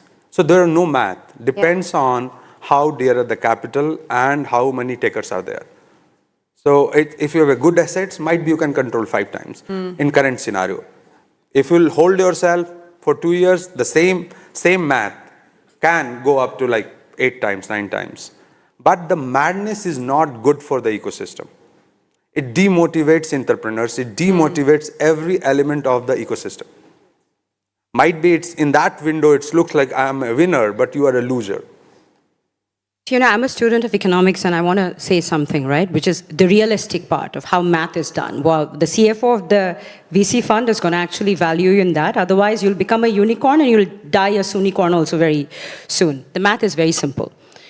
If you are a GMV company, which is your gross value that you're generating for the company, is also your net revenue, okay? Then it's on the margin. It's on the unit economics, like he highlighted. The second, if your GMV and your net revenue are different, which means your GMV, actually, you take a percentage of your GMV as your net revenue, right? Then the direct and the indirect cost cannot be more than 80% of the total expenses. And I just wanted to add, Briefly. I think as a Briefly. business, one should not talk about GMV. There is nothing called GMV. No, I'm just, because this it's a misleading thing. This is something which, it that's what happens, I'm saying. So as two founders, we will find it misleading, but the truth is, bank mein balance kitna hai, right? The actual valuation of the company is the profitability path and the market opportunity. If the TAM is super strong and the service obtainable market is a super strong, which means for the next 10 years you have headway, then the valuation can be 5 to 10x. Unfortunately, we're out of time now, but I'm going to encourage you guys to go take this conversation over a nice cup of masala chai and invite you. Right, ladies and gentlemen, huge round of applause for my founders and funders panel. Thank you so much. Very much. Thank you. Thank you.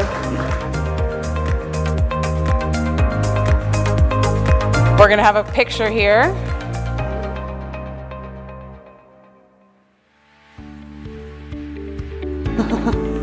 In the middle, in the middle, in the middle, in the middle.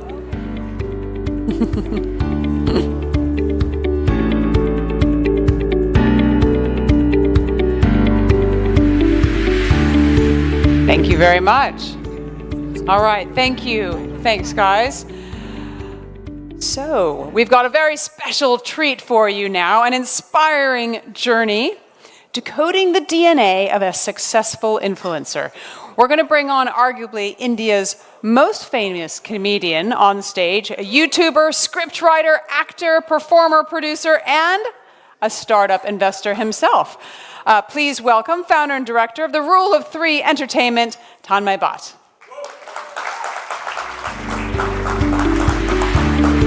How are you? I'm good. Nice to see you. We can take the middle chairs for a change. All right. How are you? I'm good. I see you run a very tight ship. If you go up by 2 minutes, you'll That's be right, banished. that's it. That's right. It's like the giant hook comes on stage Yeah. and pulls you off. Yeah. Yeah, I'm not intimidated at all. I'm excited. That's good. That's good. Yeah. So no pressure. No but, pressure. You know, I know that sometimes having a serious conversation can be tricky when everybody expects you to be funny. Yeah. So people have a lot of expectations about you, don't they? That's a good thing. That's a good thing.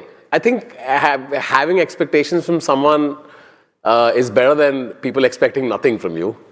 So net, I enjoy that, and that's why literally before I came up, I was like, "What's my first laugh?"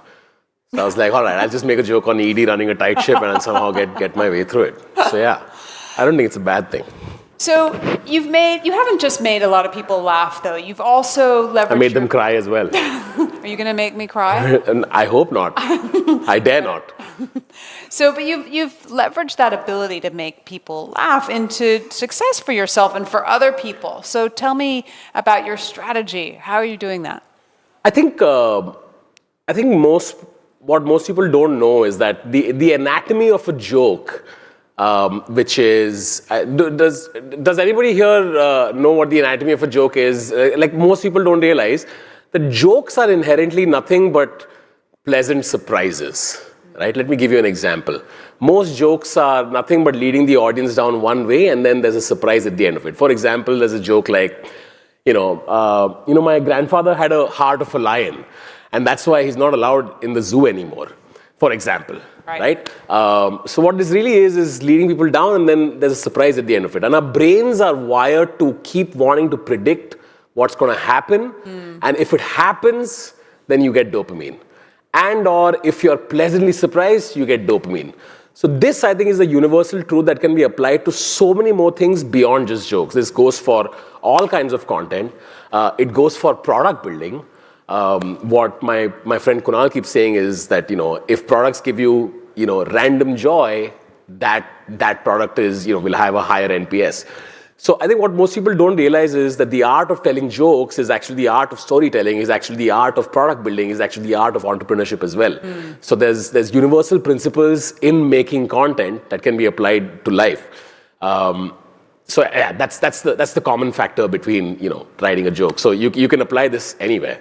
I love that idea of random joy, and I also recognize that thing of being surprised. So when you find things shocking, when you find things surprising, actually that's what creates attention, and that's what brings people to you. That's the art of grabbing attention. Now, what happens often when people are disappointed is when the pleasant surprise is not pleasant enough, right? When anticipation is met with expectation, you get good dopamine. But when anticipation is heightened, but the expectation won't match it, then you're kind of disappointed. In India, we say, thoda khich gaya, thoda lamba chal gaya, which means like, oh, it got stretched a little too much. So I think it's all about managing expectation and building anticipation. There's a lot of commonality between content and entrepreneurship. So how do you stay relevant? Like for a long period of time as a content creator? As a creator, first is you don't trust platforms at all because platforms could change rules. Like there was a time where Facebook video was a big deal, and then Instagram, and then there was a time where Twitter was a big deal, etc., etc. So I think first thing is you don't trust platforms. You want to listen to what the founders are saying on quarterly earnings calls. Figure out what's the next move. Like if you listen to Zuckerberg, a few years ago, where he mentioned that photos are cool, but I think videos are going to dominate the internet. Then at that point, you knew that Instagram was going to pivot to video, and you'd be ready. Long form video is great, but short form video is probably going to dominate next. This is something that Susan Wachowski from YouTube said this a few years ago. So you want to keep up with what platforms are doing. That's one. Second, I think every content creator has a shelf life. So you want to build businesses through the distribution that you build. I think that's the only way to survive. And I learned this the hard way. I spent far too long chasing likes and comments, whereas I should have been spending that time building businesses. And now I finally learned that, and I'm finally doing that. I think these are two key takeaways, which is figure out what's next, somehow be prepared for it, and then build businesses underneath it. You're straddling a line between business, comedy, corporate culture as well. A lot of businesses today are struggling in that age of controversy, cancel culture, to define what voice to speak in. So how do you view that? How many entrepreneurs are here? Okay, most of you guys. I mean, look, I have a pretty defined line in that. I actually agree with what Brian Armstrong did with Coinbase. I think from the early 2000s, you know that saying, right? Which is good times create weak people create bad times create good people. So I think we've had a really, especially in the Valley, we've had a really good period, which is why there's this woke, almost sort of this entitled culture that's come in. And I like what Brian Armstrong took a strong stance, saying, hey, we're a team, we're here to build a company, we're here with a very specific mission, and that's what you got to stick in. You can keep all other opinions on the side. So I'm a firm believer in that. So in fact, I now look at, if I'm going to hire someone, I look at their Twitter carefully. If there's a lot of tweets, I'm like, this person really likes having opinions online. I look at, when a friend of mine has more than 20 stories on Instagram in a day, I'm like, you're having a bad day, aren't you? You really need that validation from outside. So I think it actually works against you, having too many opinions online. And I think more and more founders are heading towards a space where they really look at what you're tweeting about. They really look at what your opinions are like. So if you're too outragey, it's not a good sign. I think more and more founders are going to be careful about what are the kind of people that they hire. So I have a very clear line. We're here to build a company. We're getting your skin in the game. Let's make it work for everyone. That's what I think. So guest after you on this stage is somebody who's building robots, building with AI. How do you think about AI as a content creator? Are you worried? I'm not worried. I think people still care about individual brands, and folks who have managed to build an individual brand can leverage AI. I think the cost of making content is going to zero, right? This is both great news and bad news for folks who have a mediocre brand, I suppose. But I think AI is we all thought that the first people to get disrupted would not be the creative folks who thought that, that's what we all thought. AI will be leveraged for, I think the data guys are worried, the product guys are worried, but AI cannot write a story. Turns out that's the first thing it can do. AI can do that better than everybody else. So I think I'm not worried. I do think that it's going to be person using AI competing with another person using AI. Has anyone here tinkered around with any AI tools? I think for most creators, 11 Labs plus HeyGen, these are two different tools, can basically replicate you as a person now. So I'm a big fan of ChatGPT. Have you used ChatGPT? I love it. I actually use there's one I use Pi, which is you can just WhatsApp it straight from your phone. Yeah. It can actually speak to you in the kind of vocabulary of a Victorian gentleman. Oh, okay. So it can answer your questions in any voice that you want. In fact, it's entertaining. You have a certain affinity towards Victorian gentlemen? All right, good to know. Good to know. Exactly. Right. We're running out of time. In fact, we're out of time. So I'm going to ask you two quick questions. All right. Who's your favorite comic? There are too many. Unfortunately, all my favorite comics keep getting cancelled every year, so I got to be careful. I got to be careful naming them. What about your favorite entrepreneur? I love the Zerodha guys. I think they're phenomenal. What they built, being bootstrapped, I love them. But I think anybody who's giving it a great shot, they have my respect. Yeah, but yeah, I like Nikhil and Nitin. I think they're really cool. All right, thank you very much. Right, we're out of time. We're going to ask next year for you to come back and for us to have more time. All right, let's do it. Right, ladies and gentlemen, Tommy Abab. Thanks, guys. Thank you. Quick picture.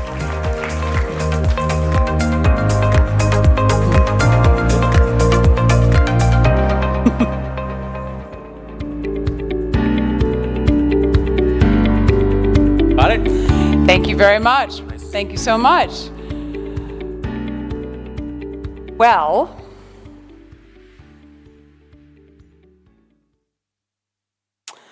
all this talk of artificial intelligence, still one thing that robots haven't learned to do too well, or well enough, is comedy. And stand-up comedy might be one, but change is coming.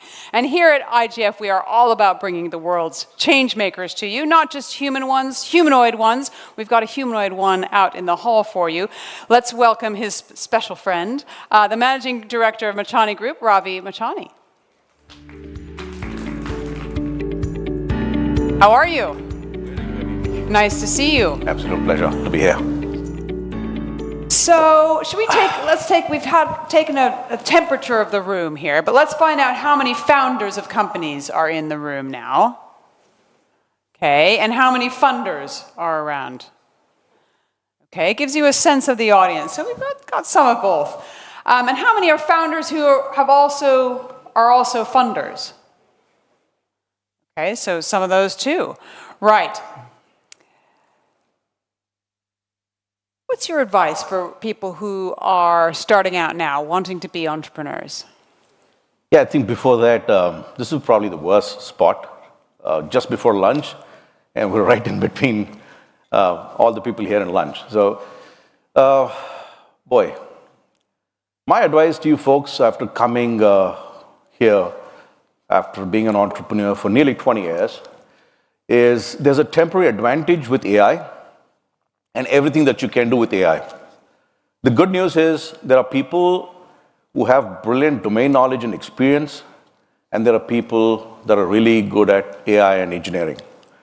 So the two of you can come together. Perhaps the biggest takeaway that I can offer today is there's this temporary advantage of leveraging AI for pretty much everything. And AI companies today, as a rule of thumb, are worth 10 times more than non-AI companies. There was a time when I remember 20 years ago when I was an SAP consultant, and as long as you said SAP and you were in large corporations, you made 10 times the money. So I see that whole thing come back again. So there's a temporary window of opportunity because there's more money chasing AI than there should be, and that's a whole other discussion. Okay, so what about your journey as an entrepreneur to being a funder as well? Clean sailing, difficult times? How'd you characterize it? So I think we have quite a few entrepreneurs in this room. I think the first thing that I ask people is, if you're an entrepreneur, you're not working 9 to 5, you're working from 5 to 9. That's the first obvious big change, right? So 5 a.m. to 9 p.m. It is 5 a.m. to 9 p.m. How many entrepreneurs in the room? Can you guys just put a... Okay, we do have a fair bit of entrepreneurs here, so they all know the hours, right? That's just the beginning. Yeah. But here's the big challenge that I faced after being in entrepreneurship in real estate for over a decade, having cashed out well. I think, as my wife put it, I probably have the biggest itch in my life to spend the gram money that I've taken 10 years to earn. So after having, let's say pleasant conversations internally, I made sure that my wife and my children are secure. But then this damn entrepreneur itch is so high, I had to spend time with entrepreneurs and put it to use or deploy it out in the world. That's probably the biggest challenge that I'm facing right now. Interesting. Right, we've got a picture of Ria behind us, so it'd be rude not to talk about one of your projects. Tell me about Ria. She is part of your venture studios, That's right. which you're building. You've got different companies within those venture studios. Ria is the product of one of them. She's a result of a collaboration with Hanson Robotics. I've actually interviewed some of her cousins, healthcare assistants. For me, it seems like it's a way of making artificial intelligence more accessible. I don't know if you'd agree with that. Tell me about the benefits and risks of doing that. So firstly, let me acknowledge the work that's gone behind this humanoid robot, right? Ria is out here because of 25 years of research and development at the Disney Labs, Dr. David Hanson, and many fathers, I must say. I must be very, very careful to make sure there's adequate credit given to the work before. So where Ria is headed is a little different journey than Sophia the robot, that she was the first UAE citizen of the world. She's now focused on assisted senior care because it seems to be the first logical investors loving the space kind of a move. There's a truth to this whole journey that we're on, which is we actually have no idea when this will be a product from being a prototype. So what Ria is, she's a lab prototype. We pulled her out of the lab pretty early, I think, but for good reasons, because we're out here in the real world trying to see how our prototype fares against the world. So the big difference from what happened with Hanson Robotics and here, the big one is, of course, we all know what ChatGPT did to the world. So the world that we're seeing ahead is, how do we make humanoids seem sentient, as if they're intelligent, as if they are able to emote? So the work left is how she can read your emotions, expressions, micro-expressions, perhaps the nuances in non-verbal communication, and then custom respond to you. And that's what we're working in California right now. Give me an example about how that works. Well, let's talk about a situation this is happening in California as we speak right now. We're still working on it. There's a Center for Healthy Aging. One of the biggest in San Diego. Center for Healthy Aging in San Diego is perhaps the forefront of research on elder assisted living systems out there. So Ria is going to be there in the future, spending time with senior folks to assess their mental health status, their energy levels, their loneliness levels, just the future, right? Because she's able to do all things medical, and she's able to do all things emotional too. So UC California, University of California, San Diego is the first place in the world that has a department for empathy. And they have funded with $100 million as the first grant check-in. So the amount of money that California is blessed with is second to none, until I think maybe the Middle East may come and give a good run for its money now, soon, right? But we see a future where AI will be able to read individual needs, individual sense of mental well-being, maybe even physical, because that humanoid out there today has ability to read your temperature and also predict your blood pressure, if you will. So reading your anxiety levels, reading your engagement levels, all this is not hard for a humanoid. That's the journey we're on. Interesting. Have we got any questions for Ravi? Got one just here. Yeah? Forever. So I'll only quote some experts because I just have to recycle this experience from earlier this year. How many of you know Dr. David Sinclair? Well, there's enough people who've heard about Dr. David Sinclair. He thinks aging can not only be slowed down, he thinks it can be reversed too. So I had the good fortune to have lunch with him early this June. And I must say he looks younger than he did about 8 years ago. Really? So something's working.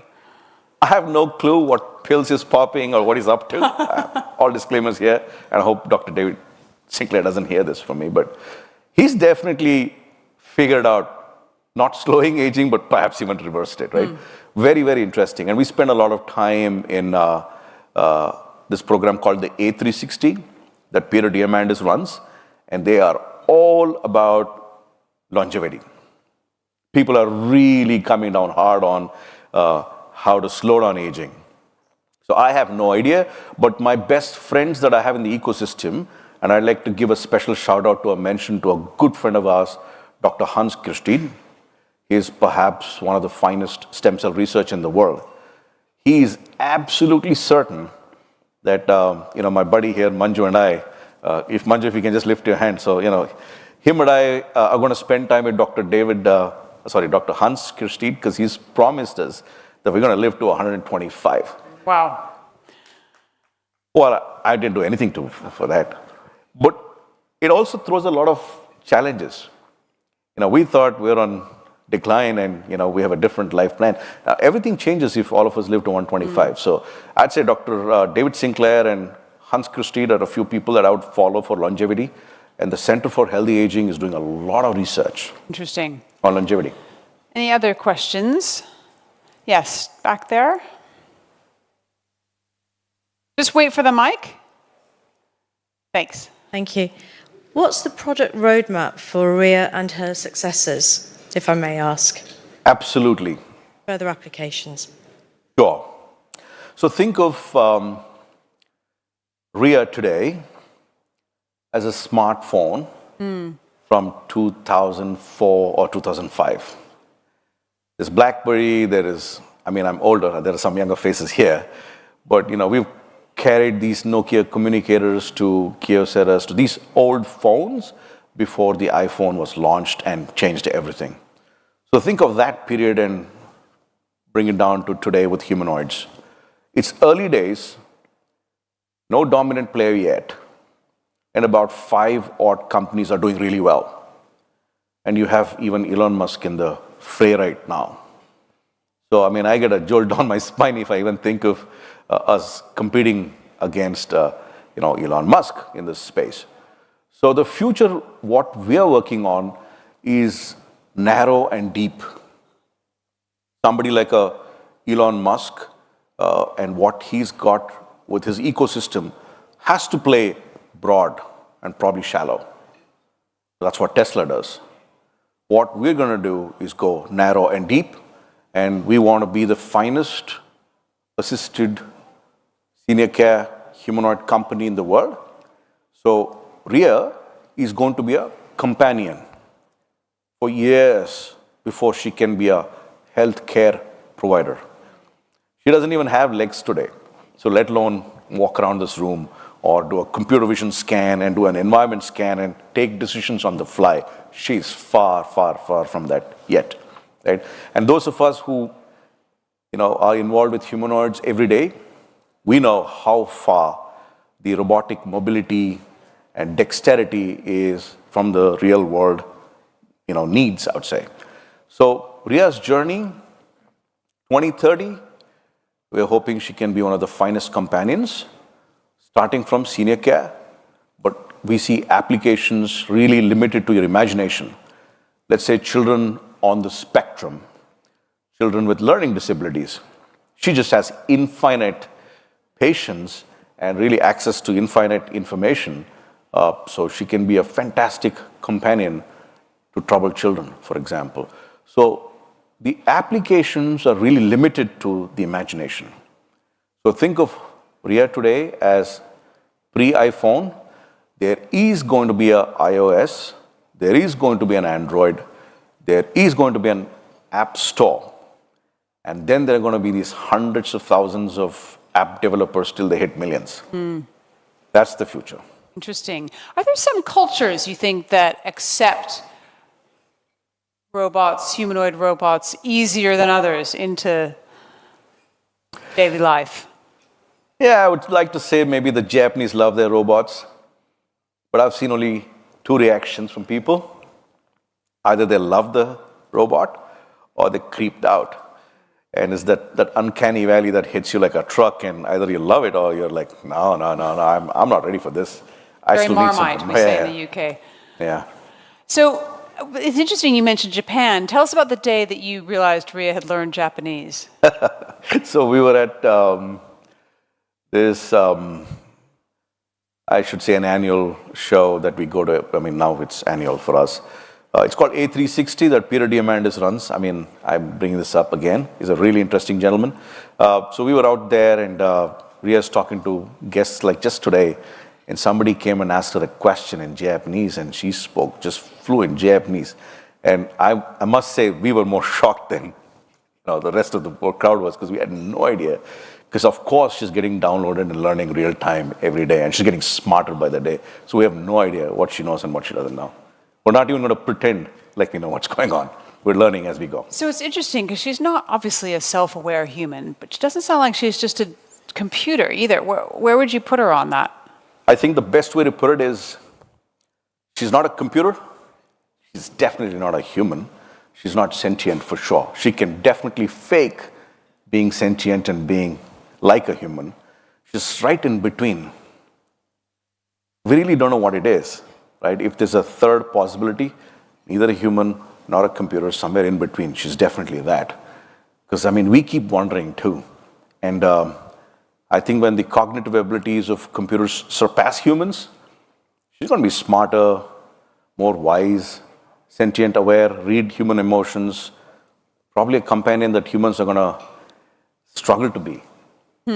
Interesting, right? We have run out of time. Final question. If you could pick one science fiction movie that has robots in it. Ex Machina. Which one? Ex Machina. Why? Oh boy. I watched that movie, and I still remember the first time I ever watched it. I'm like, I had shivers down my spine and said, that humanoid robot, I mean, she was downright gorgeous too, by the way. That helps. If the humanoid robot is sentient, it deserves our best interest. Yeah. Because she's sentient. We assume a certain entitlements as human beings. I think someone smart said, AI revolution is perhaps the last invention of mankind. So once I think artificial intelligence and robots start making better robots, I don't know. When do you think that is? Well, the best guess is 70 years to 7 years. I don't think it's 7 years. If I had to guess, I would say maybe 15 to 70 years. That's not much of an answer, but that's all I have. All right. Ladies and gentlemen, Ravi Machani, thank you so much for being with us here Thank today. you, Edie. It's an absolute pleasure to be here. Thank you. Sorry. All right. Big picture.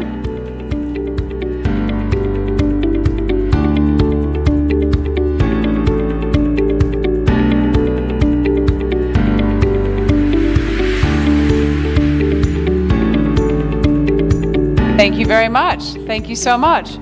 Right, ladies and gentlemen, that's the end of our show here today, Founders and Funders. Remember that we've got more studio sessions through the rest of the afternoon. Do dip in there, do enjoy your lunch, and I hope to see some of you back here tomorrow. Thank you so much.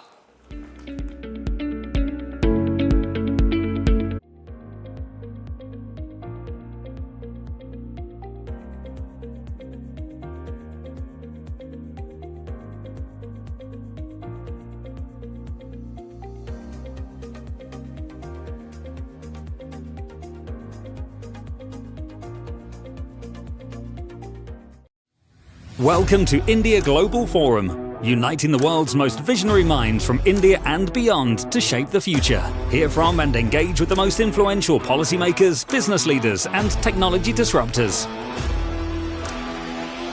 Get involved with our key initiatives and join us at our world-class flagship events in the UK, the UAE, and India.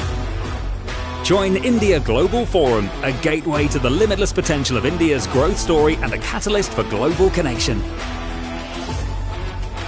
Log on to www.indiaglobalforum.com and join the conversation. Did you know the Emirates flight you just took would have consumed up to 50% more fuel just a couple of decades ago? Ask why? Did we do something to the engine? Not really. Look closer. It's the material. High-strength composites. Know which other industry needs it? Automobiles. Using composites as building blocks, we can save up to 50% more battery and still get the same performance. Introducing Planet Electric, where materials transform mobility.